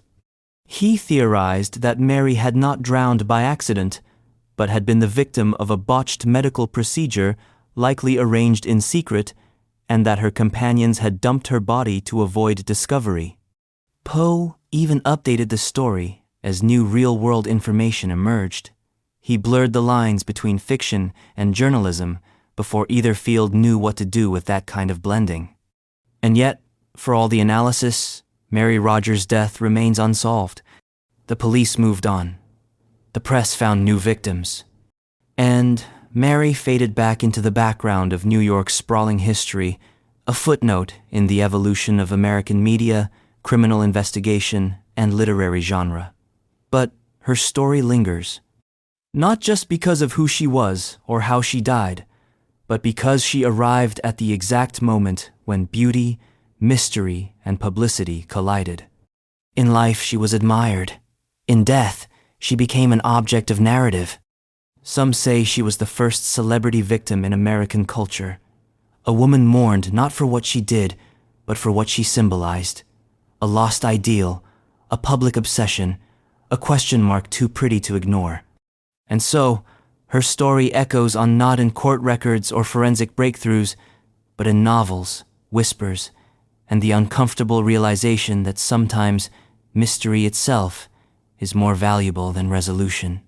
But if Mary Rogers' death marked the birth of the media murder mystery, the next event exploded with real-world force. No metaphor, no fiction. Just a midday blast in the heart of Wall Street, one that killed dozens, terrified a city, and still over a century later has no known culprit. Because in 1920, someone left a bomb outside the house of Morgan, and no one ever confessed. The 1920 Wall Street bombing. The 16th of September, 1920. The clocks at the Trinity Church spire had just chimed noon. Wall Street then, as now, the circulatory system of American capitalism was buzzing with its usual midday intensity. Brokers shouted, messengers darted between buildings. Secretaries, clerks, and bank workers stepped out for lunch. The air was full of cigarette smoke, steam, and the clink of shoes on cobblestone. It was a typical Thursday. Then, at 12:01 p.m., a massive explosion tore through the financial district. A horse-drawn wagon parked outside 23 Wall Street home of the powerful banking firm J.P. Morgan and Company detonated with staggering force. The wagon had been loaded with over 100 pounds of dynamite and 500 pounds of heavy, cast-iron sash weights that acted as deadly shrapnel. The blast ripped through stone and flesh alike, shattering windows as far as Broad Street and sending a shockwave that could be felt blocks away. In less than a minute, 38 people were dead and more than 400 injured. The blast was so intense that it embedded metal fragments in the walls of nearby buildings, some of which are still visible today. Bodies were mangled beyond recognition. Blood stained the steps of the stock exchange. The facade of J.P. Morgan's bank was peppered with gouges that the company famously refused to repair, perhaps as a symbolic middle finger to whoever was behind it. Those scars are still there, if you know where to look. And here's the thing. No one was ever arrested. No one ever confessed. No one ever took credit. Theories swarmed faster than the smoke could clear. The prime suspects, at least in the early hours, were anarchists. The early 20th century was a time of deep political unrest, especially in the wake of World War I. Labor tensions, immigration anxiety, and fears of socialism and anarchism were rampant. Just a year earlier, A series of coordinated mail bomb attacks had targeted judges, politicians, and business leaders, including J.P. Morgan Jr. himself. Those attacks were linked to Italian anarchists, specifically followers of the radical Luigi Galleani. And so, almost immediately, the government suspected this was another Galleanist strike. But they couldn't prove it. Investigators pored over fragments of the wagon, the horse's hooves, shreds of detonator wire, and eyewitness accounts.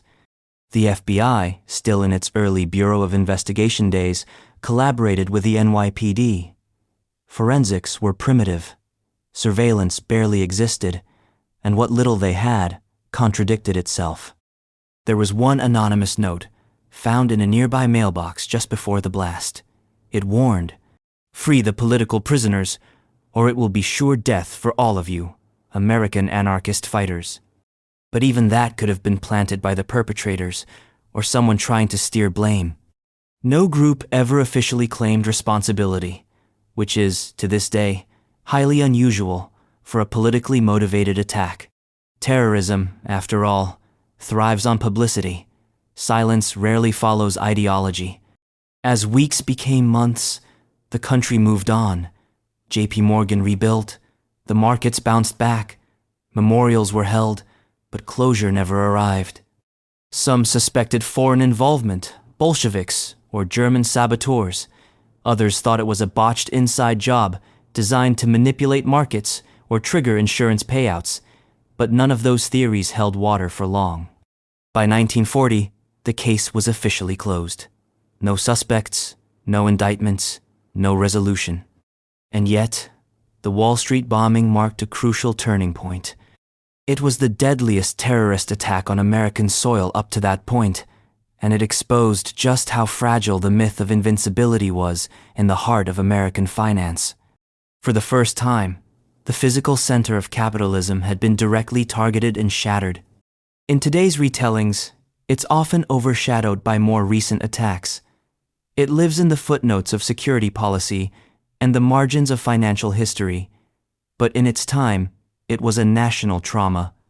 Newspapers ran death lists. Families searched hospitals for missing loved ones. The crater in the ground was not just physical, it was psychological. And the biggest wound of all?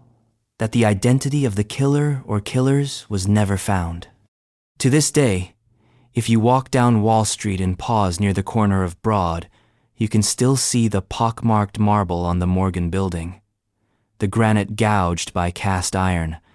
A century of rain hasn't washed them away. They're not tourist marked, no plaque, just architectural evidence of a question that has never been answered. But while that mystery scarred the epicenter of wealth and power, another far quieter one has been unfolding miles away from the spotlight on an island few talk about, where the forgotten dead lie in rows with no names. No bombs. No headlines. Just thousands of unclaimed bodies, buried by the city, with no story but the one they'll never get to tell. This is Hart Island, and it may be the most mysterious place in New York that no one wants to think about. Hart Island's unnamed dead. Just off the Bronx shoreline, in the waters of Long Island Sound, sits Hart Island, a narrow strip of land barely visible from the mainland, unless you know where to look. It's quiet there, windy. Trees line the shore like sentries. From a distance, it could be mistaken for a forgotten park or an abandoned military base, but it is neither. What it is, what it's been for over 150 years, is a burial ground, not for the famous or the fortunate, but for the unclaimed, the unidentified, and the unwanted. Over 1 million bodies have been buried there, many in mass graves, no tombstones, no individual plots, no goodbyes. Welcome to Hart Island, New York City's Potter's Field, the largest publicly funded cemetery in the United States, and perhaps the city's most emotionally haunting mystery. The island's transformation into a burial site began during the Civil War, originally used for military training and then as a prison camp for Confederate soldiers. The land slowly took on a different role as the city's population swelled and its poor and unknown began to outnumber its cemetery's capacity for compassion. By 1869, the city had officially designated Hart Island as a potter's field. It was a pragmatic solution to a growing problem. What do you do with the dead when there's no one to claim them? You bury them. Quietly, efficiently, systematically. For most of its history, Hart Island has operated under a stark, logistical rhythm. Bodies unclaimed from morgues, hospitals, and homeless shelters are delivered by ferry in pine boxes. They are stacked in trenches, 3 wide, 2 deep, 25 long. Adults, infants, miscarriages, anonymous remains, all catalogued, numbered, mapped, and then forgotten. The work was done, for decades, by inmates from Rikers Island. It was part punishment, part job training, part ritual. Inmates carried out the burials in silence, supervised by correctional officers. Each day's work added to the rows. Trenches were dug and filled, Rain, snow, sun, it didn't matter. The dead don't get rain delays. But this isn't just a history of logistics. Hart Island is soaked in uncertainty. The island has long been off limits to the public, with no official ferry service, no easy access, and no visible markers for the dead. For generations, families who suspected their loved ones were buried there had no way to confirm it. No list, no headstone, no ceremony, just paperwork and silence. Some people disappeared into Hart Island, not because they had no one, but because the system failed them. Identification errors, bureaucratic confusion, estranged families unable or unwilling to claim the remains. In other cases, the dead were simply too poor to afford private burial or cremation. The city buried them for free, then filed them away physically and administratively. There are stories of families discovering, years later, that their missing relative had been buried on the island without their knowledge. Some found out only through DNA databases, death certificates, or chance conversations with city employees. For those families, Hart Island is less a cemetery and more a black hole, a place where the people they loved were swallowed without trace. There are also rumors, unconfirmed reports, whispers about what else might be buried there. In the early days of the AIDS crisis, some believed that victims of the disease were buried in separate sections, stigmatized even in death. During epidemics and disasters, yellow fever, Spanish flu, Colorado COVID-19, the island filled faster, more chaotically. Emergency burials increased, protocols stretched, mistakes happened, records vanished. And what about the unidentified? Every year, dozens of bodies are found around the city with no name, no ID, no digital footprint. When the medical examiner gives up, they're sent to Hart Island. These are the city's ghosts, men and women who might have had families, friends, lives, but who now exist only as numbers in a municipal database. Even in the age of facial recognition, DNA tracing, and cloud storage, New York City still loses people. Some fall through the cracks, others are pushed. But once they reach Hart Island, they're part of a silence that has lasted over a century. Only recently, after decades of advocacy, has that silence started to crack. In 2021, the city transferred control of Hart Island from the Department of Corrections to the Department of Parks and Recreation, finally opening the door for public access, digital record keeping, and family visits. Nonprofits began cataloging the dead, trying to return names to bones. It's a slow process. It always island. Still, the island remains what it's always been. A cemetery of forgotten questions. A place where lives that went unnoticed are preserved in the earth, without explanation, without context, without ceremony. And maybe that's the most unsettling part, how easy it is to be erased. But if Hart Island is the city's quietest mystery, our next one tried very hard to be loud. It started with loud bangs, objects flying across rooms, soda bottles popping without warning, people pointing fingers. They called it the Seaford poltergeist, and for one suburban family in 1958, it turned a modest Long Island home into a front-page spectacle of the unexplained. The Seaford poltergeist, 1958, Long Island. It began with a bang, literally. In February 1958, in the quiet Long Island suburb of Seaford, a soda bottle exploded inside the Herman family's home. No one had touched it. No one was nearby. It just shattered. A fluke, they thought. One of those strange household accidents you chalk up to bad luck or cheap glass. Until it happened again. And again. And again. Jars, vases, bottles, things that should have stayed still started breaking for no clear reason. Then objects began moving on their own. Figurines flew across rooms. Chairs shifted. A telephone receiver leapt off the hook and dropped to the floor. Books fell from shelves. Furniture wobbled. It was as if the entire house had developed a pulse, and it wasn't a friendly one. The Hermans were not fringe people. James Herman was a devout Catholic and a working-class professional. His wife, Lucille, was quiet and practical. They had 2 kids, Jimmy and Lucille Jr., and lived the kind of picture-perfect Eisenhower-era life that seemed custom-built to avoid headlines.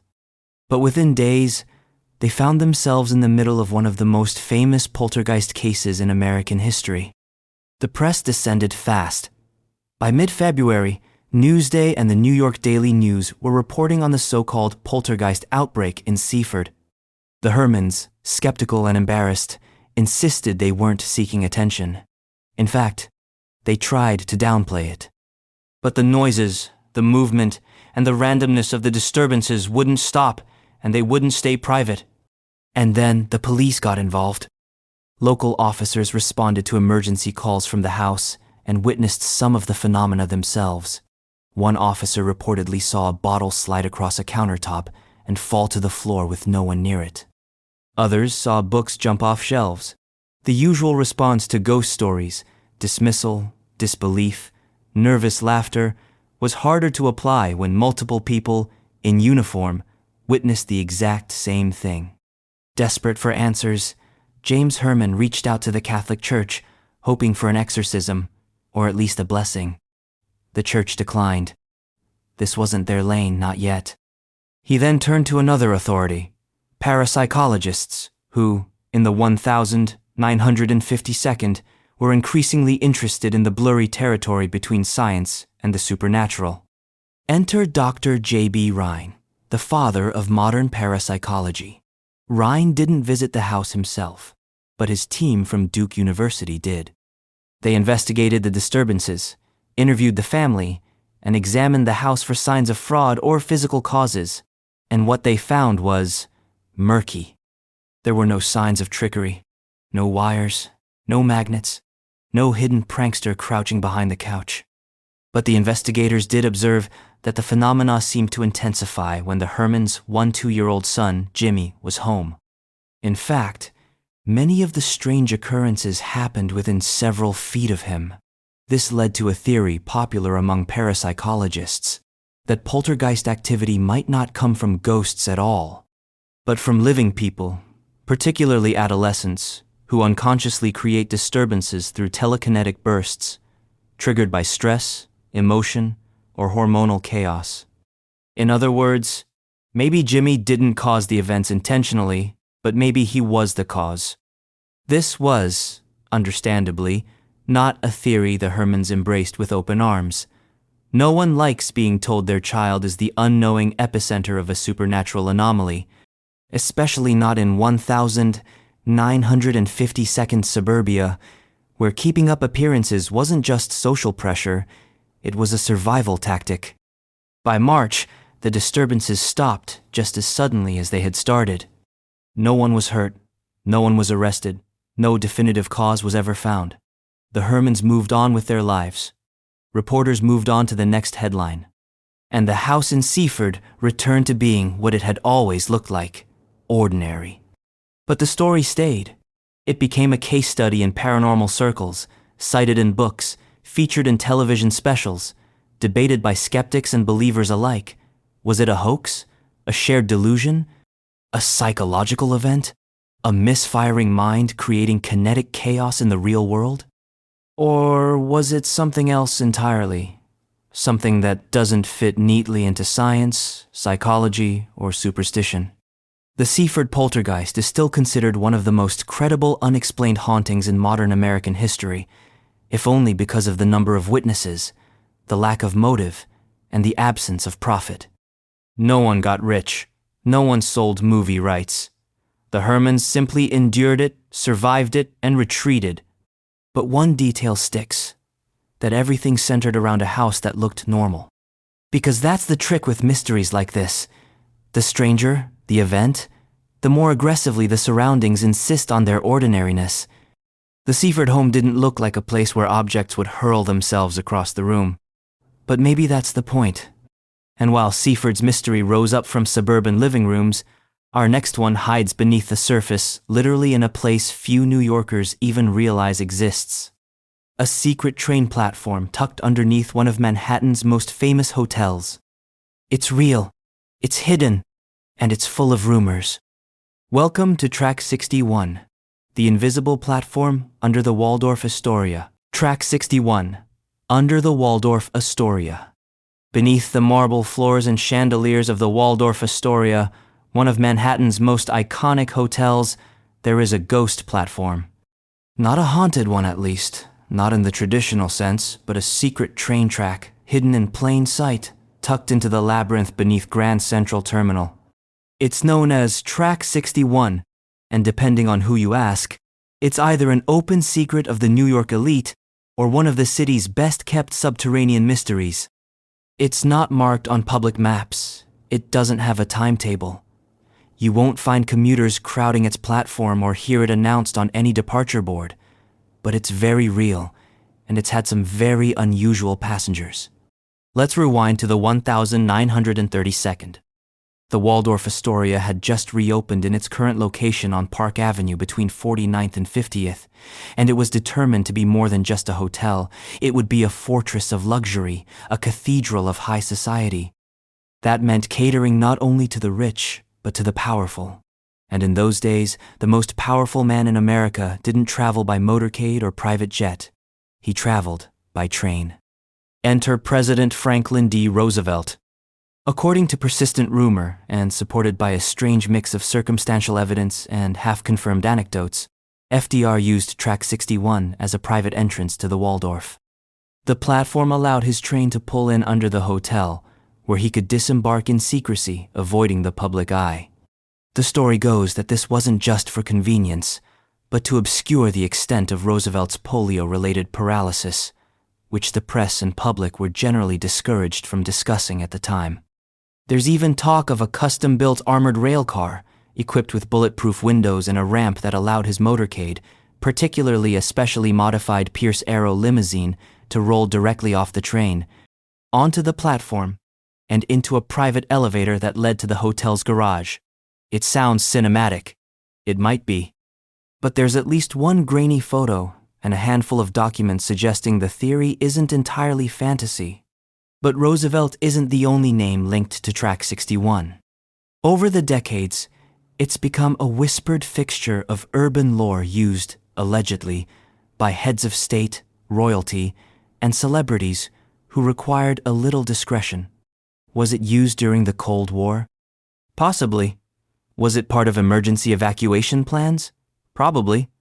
Has it ever been used to sneak a pop star into the Met Gala? Who knows? The city won't say much about it, and Metro North, which oversees the Grand Central tracks, rarely comments in detail. Today, the platform still exists, rusted and largely forgotten, lit by a few dim bulbs and occupied by old maintenance equipment and dust-covered artifacts. But the space is still operational, technically speaking. Security is tight, and tours are rarely granted. Some employees don't even know it exists. And that's part of the appeal. A functioning secret, hiding under one of the most public places in New York. Of course, not everyone believes it. Skeptics claim the Roosevelt story has been exaggerated, that Track 61 was just a freight spur never used for passengers, let alone presidents. That the limousine never rolled onto it.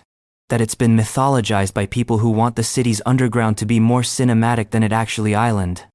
But that's the thing about Track 61, it's not just a secret, it's a story. And in New York, stories often matter more than records. The truth may be buried somewhere between fact and folklore, down in the dark, with the echoes of wheels that no longer turn. And speaking of buried rail mysteries, let's move just across the river to Brooklyn, where an even older train track sits, sealed off from the world, part fact, part fable, and maybe hiding something more. It's called the Atlantic Avenue Tunnel, and for over a century, it's been the alleged resting place of a lost locomotive. The Atlantic Avenue Tunnel's lost locomotive. If you've ever driven down Atlantic Avenue in Brooklyn past the Trader Joe's, the brownstones, the unbothered bodegas, you've probably rolled right over it. Beneath the street, hidden beneath layers of asphalt and memory, lies a tunnel that shouldn't exist.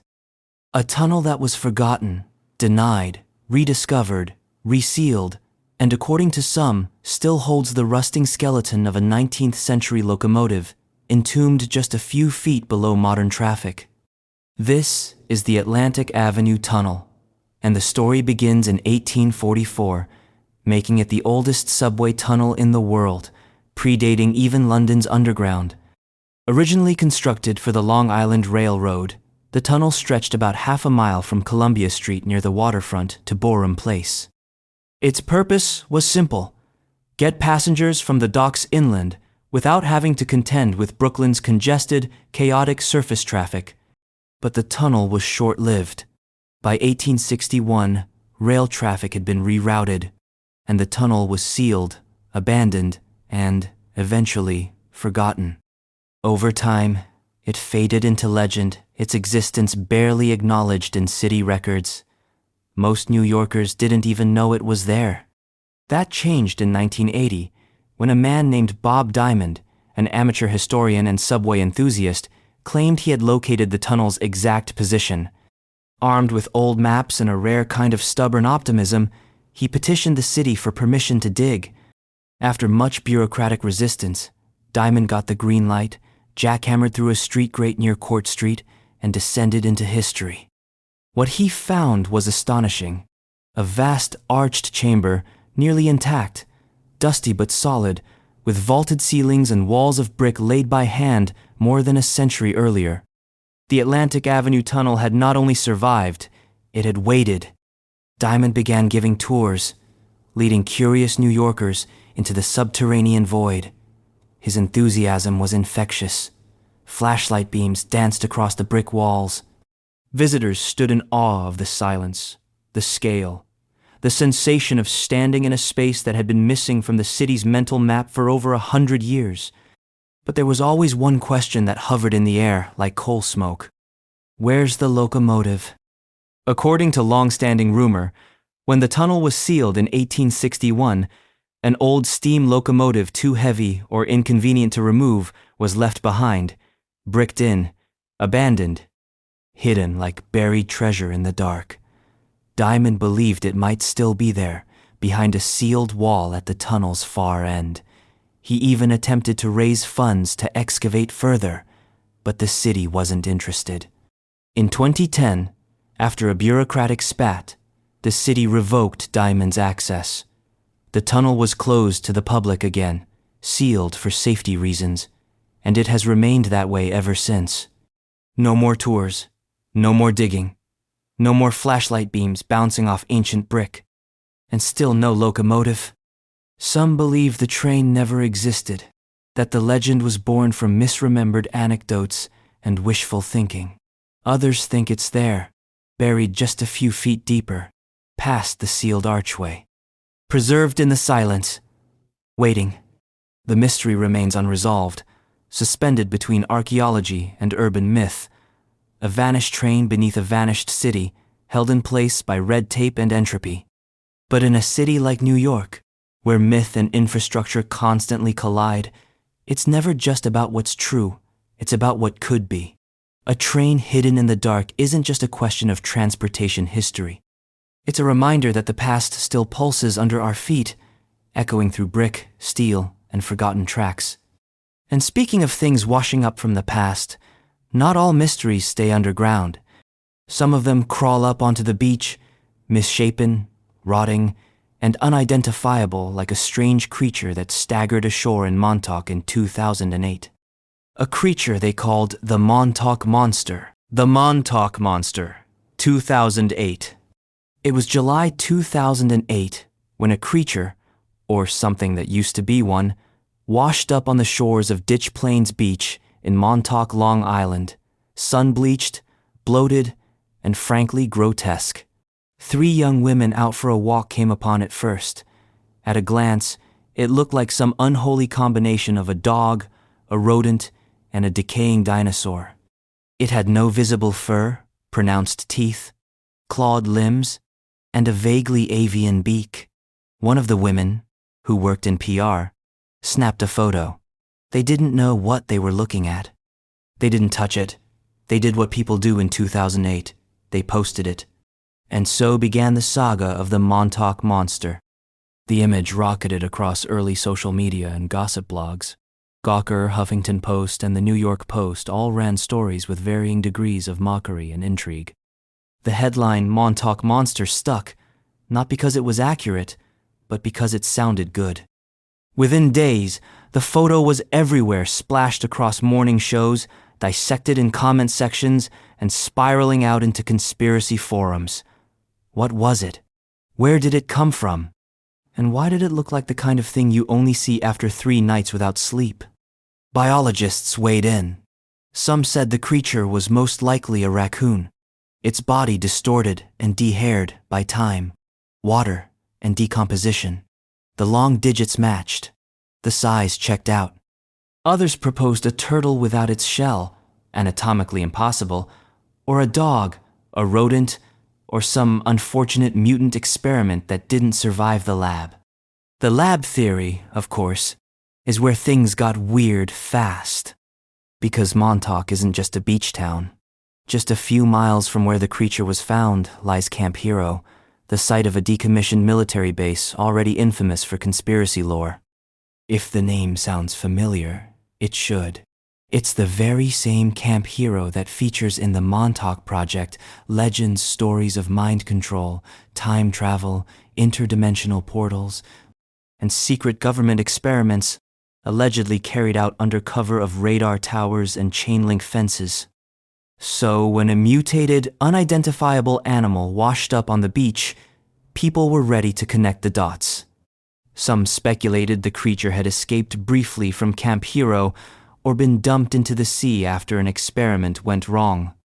Others said it wasn't a real animal at all, but a prop, planted by hoaxsters or viral marketers to stir up attention. It was 2008, after all. Everything was marketing. The local government remained silent. The body itself, crucial for any proper investigation, vanished within days. Some say it was taken by one of the original witnesses. Others believe it was removed by officials. There are even claims that it was taken to a taxidermist and quietly destroyed. Whatever happened, no conclusive necropsy was ever conducted. All we're left with is the photo. And that photo is still unsettling. Even with all the scientific analysis and debunking attempts, there's something about the Montauk Monster that refuses to be dismissed. Maybe it's the timing emerging during the internet's formative conspiracy boom. Maybe it's the setting a place already steeped in military folklore. Or maybe it's just the image itself. That impossible beaked face and swollen limbs captured in mid-decline, daring us to look closer and know less. It's probably a raccoon, but it might not be. And in the vacuum of proof, anything can live. Even monsters. But while the Montauk Monster was discovered by chance, our next mystery was steeped in old gossip and buried clues. A woman found dead in a remote pond over a century ago. Her case cold, her story muddled, and her name still whispered in local legends. And some say, without her, Twin Peaks would never have existed. Her name was Hazel Drew. Hazel Drew at Teal's Pond, 1908, Rensselaer County. On a summer night in 1908, along the winding back roads of Sand Lake, New York, a woman's body surfaced in Teal's Pond. She was floating face down, fully clothed in a black skirt and shirtwaist, her fashionable hat tangled in nearby reeds. Her name was Hazel Irene Drew, a 20-year-old governess from nearby Troy. She was well-dressed, attractive, and, by all appearances, living a respectable life. But her death was anything but respectable, and more than a century later, it's still unsolved. Hazel's body had been in the water for days.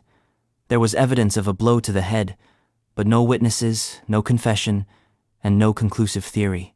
She had told her employer she was going to visit relatives. Instead, she took a train into the countryside, checked into a hotel under a false name, and was later seen walking alone near the pond just hours before she vanished. Investigators found the mystery tantalizing but frustrating. Hazel's final movements didn't add up. She had been secretive about her travel plans. Letters discovered in her room hinted at a romantic entanglement. Some speculated she was pregnant. Others suggested blackmail. And still others believed she had simply stumbled upon something or someone she shouldn't have. The cast of suspects was sprawling. A local trolley conductor who had seen her the night she disappeared. A mysterious man with whom she was rumored to be involved.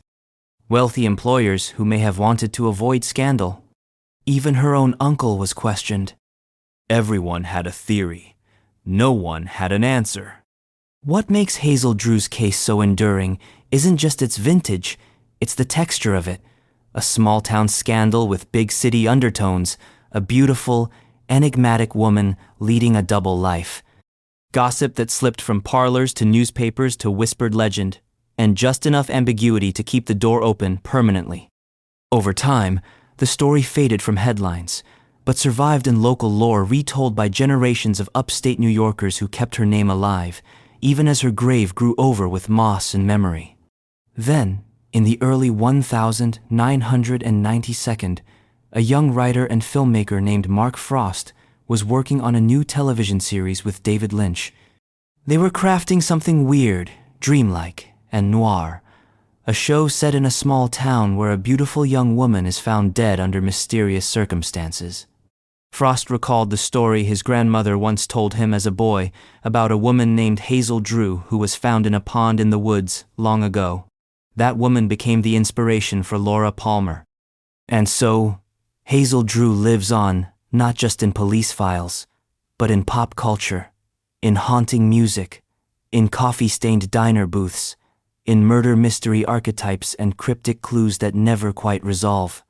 Teal's Pond, meanwhile, is still there, serene, cold, and mostly undisturbed. You can visit it, if you like. There's no sign, no plaque, just still water and trees, hiding the memory of a life interrupted. And if you listen carefully, you might hear the echo of a case that never closed. Because some mysteries fade, others become fiction. But Hazel Drew's just keeps resurfacing. And further north, another strange figure has reportedly done the same, only taller, hairier, and a lot harder to photograph. That's right. We're heading into the woods near Whitehall, New York, to meet the Bigfoot of the Adirondacks.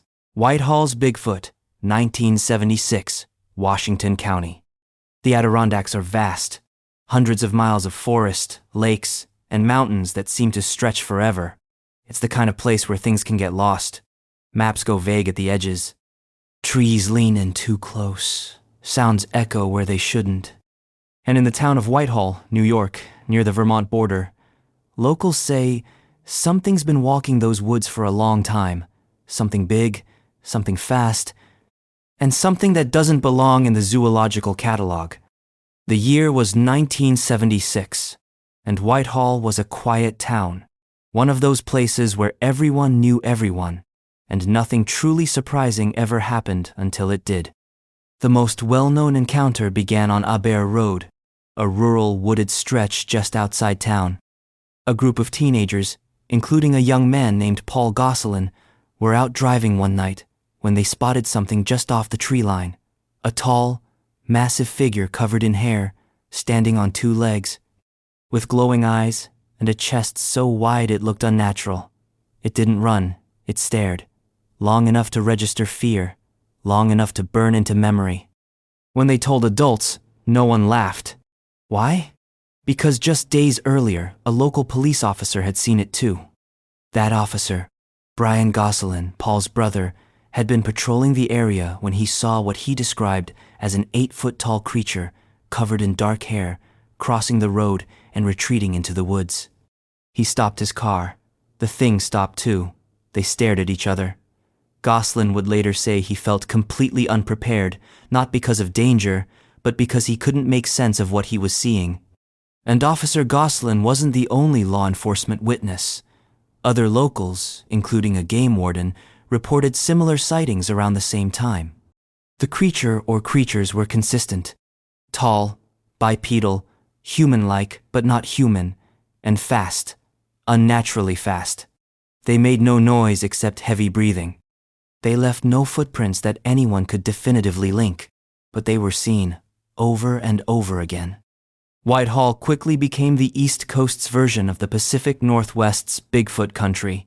Except this wasn't folklore passed down through generations, this was recent. Eyewitnesses were alive, sober, and respected members of the community. These weren't tourists hoping for a blurry photo. They were police officers, hunters, farmers, and teenagers with no agenda. Naturally, the skeptics arrived in droves.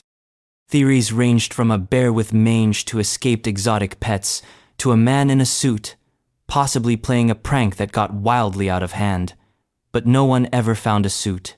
No one came forward.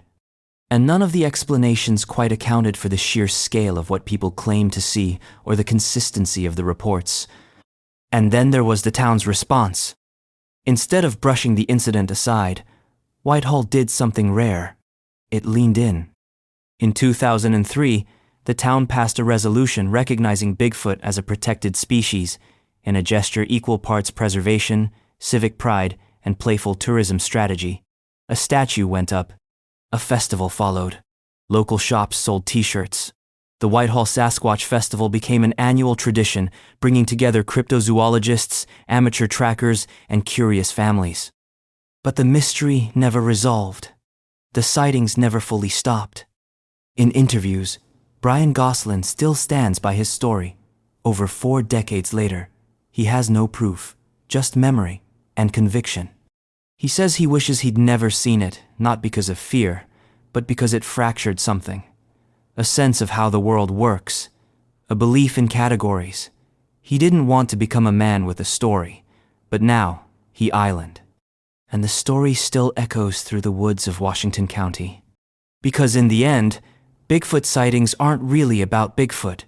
They're about boundaries between wilderness and civilization, between myth and biology, between what we've named and what we haven't. Something moved through those trees in 1976. Something that didn't belong in the margins. And it's still out there. Maybe. But if Whitehall wears its mystery proudly, the next town has gone even further, building a museum, hosting a UFO fair, and embracing its role as the UFO capital of the East. Welcome to Pine Bush, where the lights in the sky never quite behave, and everyone has a story. Pine Bush, UFO capital of the East. If you ask around in Pine Bush, New York, someone will have a UFO story. Not just, I saw a weird light once, or my cousin's friend heard a sound, but personal accounts, vivid and specific. A saucer hovering over a cornfield, a glowing triangle above a school, a beam of light so bright it lit up an entire street at midnight. The stories aren't whispered, they're shared, like family recipes. Welcome to Pine Bush, population 1,700, nestled in Orange County in the lower Hudson Valley. The town has become famous, infamous, to some for its decades-long streak of reported UFO activity, beginning in earnest in the 1982nd and continuing to this day. To be clear, this isn't one isolated incident that ballooned into myth. It's a pattern, A steady stream of sightings spanning over 40 years, shapes in the sky, beams of light, buzzing noises, disappearing craft, silent movement, and always the same reaction: confusion, awe, and the sense that something just happened that no one can explain. The stories vary, but certain details repeat: V-shaped objects the size of buildings, flying silently at low altitude, bright orbs zigzagging across the sky before disappearing vertically, craft hovering just above treetops before shooting off at impossible speeds. There are radar reports, flight logs, photographs, and dozens, maybe hundreds, of witness testimonies. By the early 1992nd, Pine Bush had gained such a reputation that it caught the attention of UFO researchers, journalists, and curiosity seekers. Sightings clustered near West Searsville Road, Crawford, and Route 52. Night after night, people began gathering in fields with lawn chairs, cameras, and high-powered binoculars, watching the skies like spectators at a cosmic air show. And then came the theories. Some believe Pine Bush sits on a magnetic fault line, a kind of energetic hotspot that either attracts phenomena or allows it to become visible. Others say it's near a portal, a thin spot between dimensions. The more grounded skeptics point to military aircraft from nearby Stewart Air National Guard Base, suggesting that experimental flights could account for the sightings.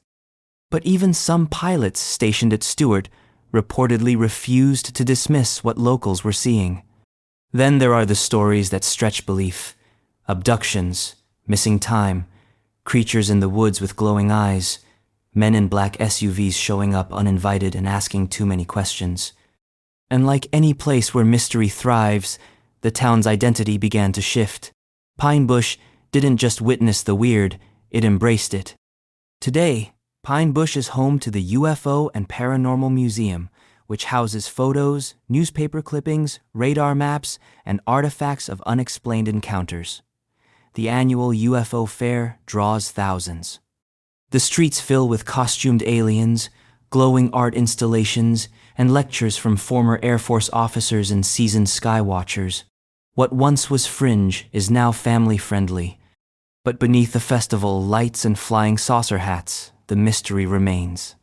People still report sightings. Not every night, not always dramatic, but just enough to keep the question alive, enough to keep people looking up. Maybe it's a cultural mirror. Maybe it's a case of collective suggestion. Or maybe, just maybe, there's something real out there. Something that knows how to hide, but occasionally chooses not to. And while Pine Bush has made peace with its mystery, the Hudson River itself has no such obligation.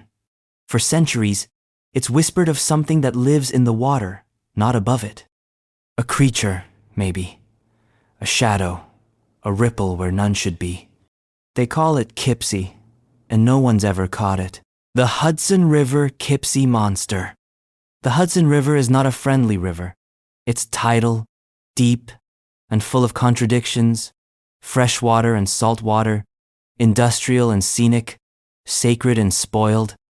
And somewhere between Poughkeepsie and the Tappan Zee, if the old stories are to be believed, something else swims there too. Its name is Kipsy. Kipsy, short for the Hudson River Monster, is a cryptid with no fixed description.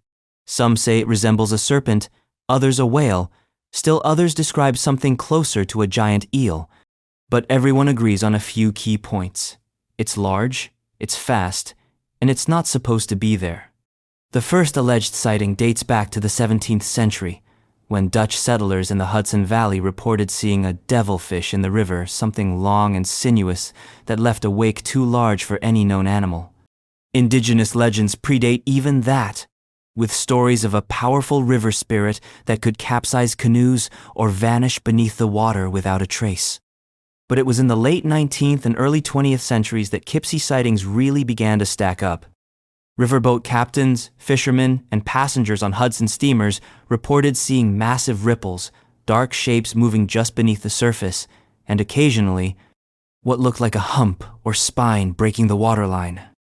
In 1899, the New York Times briefly mentioned a river monster spotted near Newburgh, describing it as a creature of strange proportion and unnatural speed. The article was small, almost mocking, but others followed. In 1949, a group of boys playing along the shore near Poughkeepsie claimed they saw a snake with a head like a turtle swimming upriver. They threw rocks. It didn't flinch. They ran. Local authorities said it was probably a log, or maybe a big fish, or maybe something else, depending on who was asking. Of course, it's easy to dismiss these reports as exaggeration, misidentification, or the product of overactive imaginations. The Hudson is home to massive sturgeon, some of which can grow over 7 feet long and weigh hundreds of pounds. When seen from a distance, or when surfacing briefly, these fish can resemble something monstrous. But not all sightings match the profile of a sturgeon. Some accounts describe multi-hump shapes, or creatures swimming against the current, or even making sounds a low groaning hum, like the creaking of an old ship. That's not something sturgeon are known for.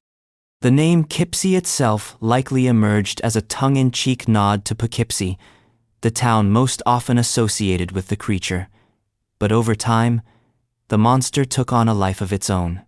Tourist brochures occasionally reference it, local diners joke about it, t-shirts have been printed, and every now and then, a new sighting gets logged in some obscure paranormal database filed away between Bigfoot and Nessie. But despite the folklore veneer, the mystery lingers because the river itself resists clarity. The Hudson is wide, murky, and deceptive. Currents move strangely due to tidal shifts. Visibility is poor. Objects sink and vanish fast. It's not unusual for boats to hit debris no one saw coming, or for sonar to pick up unidentifiable blips in spots where nothing should be moving. In recent years, amateur investigators and cryptid hunters have attempted to deploy drones and sonar imaging to scan the river for anomalies. Most find nothing. Some find something, but can't explain it. The river offers no comment. And that may be the point. Because unlike the polished myths of sea serpents in Scottish lochs or lake monsters in Canadian waters, Kipsey remains local, low-key, and unresolved, a mystery that exists just below the surface, literally and figuratively. There are no documentaries, no global spotlight, just whispers and cold water. Maybe it's a sturgeon, maybe it's driftwood, or maybe the Hudson is big enough and old enough to keep a secret. But while Kipsey might slip back under the water and vanish into river fog, our next mystery is carved into stone, bold, deliberate, and ancient-looking. A place where geology and legend collide on a quiet back road in Rockland County. It's called Spook Rock, and the road that winds around it is even stranger. Spook Rock Road Legends, Montebello, Rockland. At first glance, Spook Rock Road looks like any other winding stretch of upstate asphalt. Trees on either side, fences that guard nothing in particular, mailboxes, sagging slightly, as if tired of delivering bills. But drive it at night, and the road doesn't just feel remote, it feels watched. There's something about the way the wind sounds through the trees, or how your headlights seem swallowed by the dark too quickly. And then there's the rock itself, a massive boulder, squatting in a clearing like it was dropped there by mistake or by design. Locals call it Spook Rock, and depending on who you ask, it's cursed, haunted, or a leftover marker from a time before time. It doesn't look natural. It looks placed, on purpose. And the legends attached to it are as heavy as the rock itself. There's the indigenous legend, often cited but never fully sourced, that speaks of a forbidden love between a Lenape woman and a young warrior from a rival tribe. The two were said to have met secretly near the rock. When they were discovered, the tribe's elders punished them. Some versions say the lovers were turned to stone, others say they were killed, and the rock rose from the earth to mark the site of their death. Then there's the colonial-era tale, where a settler was murdered near the rock under mysterious circumstances. His ghost supposedly roams the area, glowing eyes and all, whispering through the trees. In this version, The rock absorbs the blood of the guilty and glows faintly on moonless nights. It doesn't, probably. More modern accounts are less poetic but just as unsettling. Local teenagers report strange things while driving on Spook Rock Road: phantom figures in the rear view, sudden radio interference, and cars that stall for no reason near the boulder. Some say they've heard whispers in the trees. Others describe seeing animals, deer, cats, even raccoons frozen in place, watching them in eerie synchrony. The area has become a kind of rite of passage. Every generation of local high schoolers dares someone to go out to the rock at midnight, sit on it, wait, see what happens. Most come back with stories that fall somewhere between exaggeration and actual unease. The rock is cold. The trees shift. Something moves. And then there's the geological mystery. Geologists classify Spook Rock as a glacial erratic, a massive boulder carried and deposited by retreating glaciers during the last ice age. But even that explanation doesn't fully satisfy. The rock isn't just big, it's oddly balanced, resting on smaller stones that make it look deliberately arranged. Some suggest it's a kind of dolmen, a prehistoric marker built by unknown hands. That theory has been mostly dismissed by mainstream archaeologists, but it hasn't stopped the speculation. Some locals believe the rock marks a ley line or sits atop an energy vortex. Others connect it to pagan rituals or ancient indigenous ceremonies. Of course, none of these claims are verifiable, but that hasn't made them go away. And that's the thing about Spook Rock. It doesn't do anything. It just sits there, quiet, imposing, unexplained, like it's waiting. It's not famous. It's not monetized. There's no guided tour or museum. But people keep visiting. They park their cars, they get out, they walk up to it and place their hands on its cool surface. And some say they feel nothing. Others say they feel like they're being watched. A few say they've never felt quite right since. But no one ever moves the rock. No one even tries. And maybe that's for the best. Because while Spook Rock is strange, the mystery that follows involves something even darker. A trunk in a Manhattan apartment, a missing granddaughter of a Civil War general, and a case that, to this day, leaves historians squinting into the shadows. Her name was Elsie Sigel, and she should have been remembered for her life.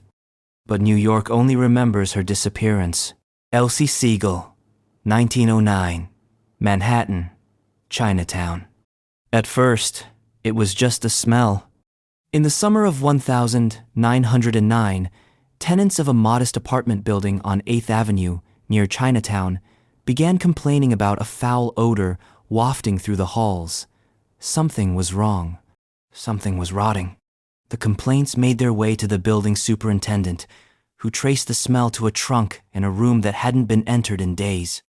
The room's resident, a young Chinese man named Leon Ling, hadn't been seen recently. When the trunk was opened, the source of the smell was revealed. The body of a young white woman, folded inside, wrapped in sheets. She was later identified as Elsie Sigel, just 19 years old. And while the newspapers at the time splashed her death across front pages, they paid even more attention to her last name, Sigel. Her grandfather was General Franz Sigel, a decorated Union officer in the Civil War. Her father was a respected missionary. Elsie herself had worked with her family in their church's Christian mission outreach programs in Chinatown. A sweet girl, educated, pious, upright. Or so the narrative went until the letters were found. Investigators uncovered a stack of love letters written by Elsie, in her own hand, addressed to Leon Ling, also known as William Leon. She referred to him affectionately, wrote about sneaking away to see him, hinted at secrecy, and even jealousy. There were other letters too, addressed to another man, Chao Hing, also Chinese. And now, suddenly, Elsie Sigel wasn't just a tragic young woman from a good family. She was at the center of a racial and moral panic. The media had a field day. The tone of the coverage was breathless, sensational, and unsurprisingly, deeply xenophobic. It wasn't just a murder now, it was a yellow peril morality play. Articles leaned into the idea of white women seduced by dangerous foreigners, feeding into all the worst impulses of the public imagination. Chinatown was cast as an exotic den of vice and seduction, and Elsie became the unfortunate innocent who strayed too far. Only, the evidence didn't quite match the narrative. Elsie's letter suggested she wasn't coerced. She pursued relationships. She wrote with emotion and choice. But the nuance didn't matter to most people. What did matter was that she was dead, and Leon Ling, her suspected lover, was missing. A massive manhunt was launched. Posters bearing Leon's face went up across the city. The police raided Chinese businesses and interrogated community members. Tips flooded in. Some claimed to have seen Leon in Philadelphia, Montreal, or San Francisco. Others said he'd fled to China. But despite the wide net, Leon Ling was never found. Not then, not ever. His disappearance became as much a mystery as Elsie's death. Was he truly the killer? Some believed so, after all. The body was in his room, and he'd vanished. But others questioned whether he had been framed, or whether another person, jealous or enraged, had committed the act and pinned it on him. The second man mentioned in Elsie's letters, Chao Hing, was questioned extensively, but no charges were filed. He too disappeared not long after. And so the case remained unsolved and tragically distorted by the racist frenzy that followed. Today, Elsie Siegel's story is rarely told outside of crime history circles or academic studies on race and gender in early 20th century America. But her disappearance, her murder, remains unresolved. A reminder that mystery is often clouded not just by what we don't know, but by what we refuse to see. No one knows what happened in that apartment. No one knows what became of Leon Ling. And no one ever asked what Elsie might have wanted for her story, for her love, for her life. But if her case was buried under headlines, the next mystery played out in the heart of Manhattan under the lights of Midtown. It involves a man who shaped the criminal underworld and then died in silence, refusing to say who pulled the trigger. His name was Arnold Rothstein, and his death is as shadowed as his empire. Arnold Rothstein, 1928, Midtown. They called him the Brain, not because he was a professor or a politician, but because Arnold Rothstein was a criminal genius. He didn't need muscle. He had math. He didn't need threats. He had leverage. If there was a bet to be made, a game to be rigged, a debt to collect, Rothstein knew how to make it pay. He was the kingpin behind the curtain. The man credited with turning organized crime into organized business. He fixed horse races. He moved bootleg liquor. He manipulated the stock market. And most infamously, he was the alleged architect behind the 1919 Black Sox scandal, in which the World Series was thrown for profit. But in November of 1928, the man who outsmarted everyone got outplayed. On the evening of the 4th of November, Rothstein was summoned to a meeting at Manhattan's Park Central Hotel, located at 56th Street and 7th Avenue. According to reports, it was over a large unpaid gambling debt. Some said it was $320,000 lost in a high-stakes poker game, which Rothstein had refused to pay, claiming it was rigged. He walked into the hotel. He was shot in the stomach. But he didn't die immediately. Rothstein lingered for 2 full days in a hospital bed. Detectives gathered around him, pressing for answers. Who shot you? Who was in the room? And Rothstein, bleeding out in a crisp white room, said nothing. He told the police, "I'll take care of it myself." Then he died. Just like that, the most powerful gambler in America vanished without confession. The aftermath was chaos. The press swarmed. Politicians bristled. Rivals maneuvered. The trial that followed focused on a gambler named George Hump McManus, believed to have hosted the poker game in question. He was arrested, tried, and eventually acquitted. No other suspect was ever convicted. Everyone had a theory. Some said the mob turned on him. Others claimed he was double-crossed by one of his own enforcers. A few even believed the poker game was a red herring, and Rothstein had been silenced for something deeper. Maybe blackmail, maybe a political secret, maybe something the public never learned. And then, just as quickly as it exploded, the investigation fizzled. Too many powerful men wanted it buried. Too many doors closed. What made Rothstein's death so chilling wasn't just that it was unsolved. It was that he kept it unsolved on purpose. The man who built his empire on information, on knowing who, where, and when, chose to let his killer walk. Was it pride? Strategy? A final play to protect someone else? No one knows. But Rothstein's death marked a turning point in American crime history.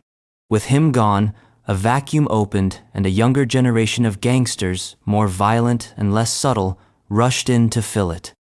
Lucky Luciano, Meyer Lansky, and others would build their legacies on the foundations Rothstein laid. And the hotel where he died? It stayed in business. Guests checked in. Businessmen made deals. The lobby was polished. The bullet holes were patched.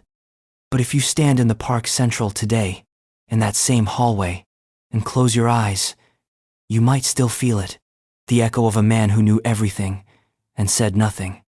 Because in New York, silence can be the loudest thing of all. And from Midtown crime scenes, we now drift north again to Van Cortlandt Park, where another ambitious figure met a sudden, brutal end.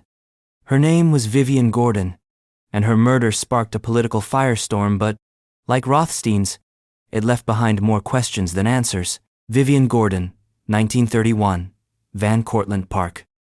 The year was 1931, and New York was already in crisis. The city was reeling from the early years of the Great Depression. Corruption scandals were thick in the air, and the line between political power and organized crime had blurred into near invisibility. So when a woman named Vivian Gordon was found dead in Van Cortlandt Park, the public assumed it was just another body in a long list of casualties until it wasn't. Vivian wasn't a nobody. She was a known figure in the city's social underbelly. Not a gangster herself, but a woman who had moved in and out of scandal, rumors, and courtrooms for years. She'd once been a showgirl, then a beauty specialist, then something far less definable, someone who knew people, who had secrets, who was dangerous not because of what she did, but because of what she knew. On the 26th of February, 1931, her body was discovered in a wooded area of Van Cortlandt Park, in the Bronx. Strangled, dumped. Her handbag was missing. There were no witnesses. But very quickly, it became clear that this wasn't just another random act of violence. Just days before her death, Vivian had testified in front of the Seabury Commission, a wide-ranging investigation into political corruption, police misconduct, and judicial abuse in New York City. The commission, spearheaded by Samuel Seabury at the urging of Governor Franklin D. Roosevelt, was attempting to clean house, and Vivian Gordon had turned state's witness. She had dirt on cops, on judges, on Tammany Hall political operators. She claimed she had been framed on a morals charge years earlier and used as a pawn in a broader web of extortion. Her story was compelling and inconvenient. She was naming names. She was pressing charges. She had more to say. And then she turned up dead. The timing was too precise, the context too loaded. This wasn't just about her. It was about what she represented. A crack in the wall of silence surrounding New York's deeply entrenched corruption. Her death sent shockwaves through City Hall and Albany. FDR himself called for an immediate, public, and transparent investigation. Headlines exploded.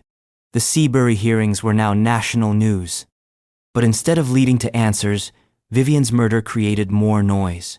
Dozens of suspects were floated. Corrupt cops, gangland fixers, political bagmen, even scorned lovers. But nothing stuck. The police, many of whom were under the very microscope Vivian had helped shine, claimed to pursue leads, but the case stalled quickly. Some believed Vivian had been silenced by someone on the inside, Others suspected she had become too loose with her knowledge and crossed a line she didn't know was there. Some thought her death was meant to be a warning to other witnesses, to Seabury, to the press. There were no arrests, no convictions, no second testimony. Vivian Gordon, for all her defiance, became another name buried in scandal and wrapped in caution tape. But her legacy was strangely persistent. Her murder added urgency to the Seabury investigations, which ultimately brought down Mayor Jimmy Walker and shattered much of Tammany Hall's grip on city politics. So, in a strange way, her silence became a catalyst. Vivian's daughter, years later, said her mother wanted to be good again, that she was trying to come clean. Maybe that's true. Maybe she was just trying to survive in a city where everyone kept secrets and everyone had something to lose. Either way, the mystery of her death remains unresolved. No one ever paid for it. No one ever confessed. And Vivian herself, once poised to change the city, was erased from it. But her story still haunts the paths of Van Cortlandt Park, a woman who spoke too loudly, at the wrong time, to the wrong people.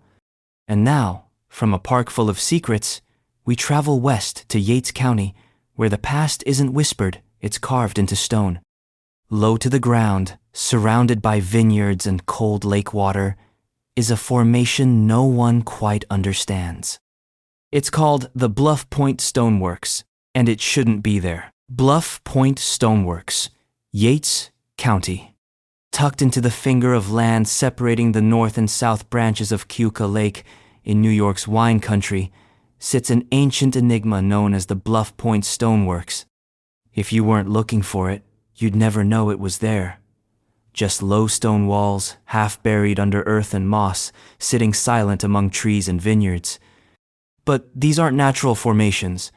The stones are arranged deliberately, forming chambers, platforms, and patterns that suggest intention. They whisper of builders who left no names, no blueprints, and no explanation. Mainstream archaeology has offered up several theories. Some say the structures were the remains of colonial root cellars used for storing food. Others propose they were hunting blinds or boundary markers laid out by settlers or Native Americans. But even these conservative guesses run into problems. Chiefly, why build them here in this precise arrangement with such unusual alignment? Because when you look closer, things get odd. The stoneworks don't just sit anywhere. They face the lake, oriented in ways that seem to align with solstices and equinoxes. Some researchers have suggested they may have astronomical significance, possibly used as calendars or ceremonial sites by ancient peoples. Others point out the similarity in layout to megalithic sites in Europe, as if whoever built them had a shared, older origin or a shared memory. Local indigenous groups, including the Seneca, have stories of spiritual places around Bluff Point, but nothing definitively links the stoneworks to them, and no oral tradition claims them outright. The Seneca, when asked, say they were already there when their ancestors arrived. That's where the mystery deepens. Because when something exists before memory, it enters the realm of speculation. Amateur archaeologists, spiritualists, and fringe theorists have taken their turn, suggesting connections to the lost tribes of Israel, druidic transplants, or even prehistoric seafarers who reached the Americas long before Columbus. None of it is proven, but, then again, none of it is disproven either. What we know is that the stones are old. Erosion patterns and lichen growth suggest centuries of exposure. They were placed with care, using no mortar, just balance and pressure. Whoever made them had skill and purpose. They weren't throwing rocks. They were building something. But what? Excavations have been limited. The site isn't officially protected, nor is it fully surveyed. Some parts have been lost to development. Others are hidden under private land. What remains is fragmentary and getting harder to read. That hasn't stopped local fascination. Every few years, a new generation of explorers tries to piece the puzzle together, mapping the stones, comparing aerial photos, digging through old surveyor notes. But the conclusions always dissolve into more questions. Are they the remnants of a lost people? A sacred site? A forgotten experiment? Or are they just an echo? A leftover trace of a civilization that came and went without leaving anything behind but shaped rocks in confusion? The Bluff Point stoneworks don't explain themselves. They just persist, quiet, weathered, and too precise to ignore. And as we leave their silent symmetry behind, we head underground once again to a station that was never truly closed, only forgotten. Elegant, arched, and curiously intact, it sits in the underbelly of New York like a gilded secret. This is the Old City Hall subway station, and it's still waiting for its next train. Old City Hall subway station, abandoned 1945. It's one of New York's most beautiful secrets, and it's been hiding in plain sight for nearly a century. Beneath the buzz of Lower Manhattan, just past the southbound loop of the 6 train, lies the Old City Hall subway station, a relic from another era. Opened in 1904, it was once the crown jewel of the Interborough Rapid Transit (IRT) system. Gleaming tiled arches, brass chandeliers, vaulted ceilings, and leaded glass skylights, it looked less like a commuter stop and more like the ballroom of a very punctual ghost. But the public hasn't used this station since the 31st of December, 1945. And even now, it's not entirely clear why it was truly abandoned. The official explanation is simple. The platform was too short to accommodate longer trains, and ridership had dwindled. The nearby Brooklyn Bridge station offered a more practical stop for daily commuters. So, the City Hall station was quietly closed, not destroyed, just sealed, preserved like a fossil, lights off, gates locked. Except, not entirely. Because unlike other abandoned stations, the Old City Hall stop is still technically part of the system. The 6 train still loops through it, turning around on the curved track to head back uptown. If you stay on the train past Brooklyn Bridge, you can catch a glimpse just a few seconds of its curved platform and faded elegance, passing by like a dream you forgot you had. That fact alone has inspired decades of rumors. Some say the station was used as a secret escape route for politicians during wartime. Others claim it's connected to nearby municipal buildings through a series of underground tunnels, perfect for covert movement of people or other things. The design of the station itself adds fuel to the fire. Unlike the purely utilitarian stops found throughout the rest of the subway system, City Hall Station was aesthetic first, almost ceremonial. It was never meant to be just a transit hub. It was meant to impress, to represent progress, power, and permanence. And then it was left behind. New Yorkers are used to walking past mysteries. This one just happens to be beneath their feet. Even today, access to the station is restricted. Tours are occasionally offered through the New York Transit Museum, but they're limited and tightly controlled. Photos from inside show how little has changed, tiles still intact, skylights still catching what little sunlight filters down. It's less a ruin than a pause. And like all good secrets, it has its share of unsubstantiated lore. Some believe the station houses a sealed-off presidential train car, part of the now legendary Track 61 conspiracy, with speculation that FDR or other dignitaries used hidden passages for security. Others claim the station is used as a private event space for the very rich, with unauthorized gatherings lit by candlelight and champagne flutes clinking under century-old chandeliers. There is, of course, zero evidence for this. But that's the appeal of City Hall Station. It feels plausible, because New York is a city built on contradictions, decay and grandeur, chaos and order, and this station is all of those things at once.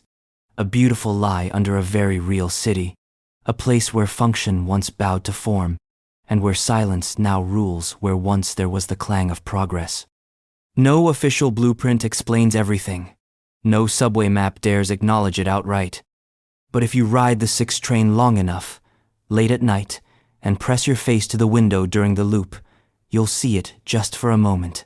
A flash of stained glass, a shadow of grandeur, a whisper of what was promised and then forgotten.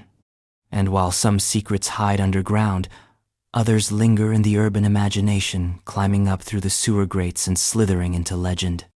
Because just when you think you've seen the city's underbelly, someone spots a tail or a pair of scaly eyes, or a movement that doesn't quite fit the biology of rats or raccoons. That's right. The next mystery is the oldest and slipperiest of all.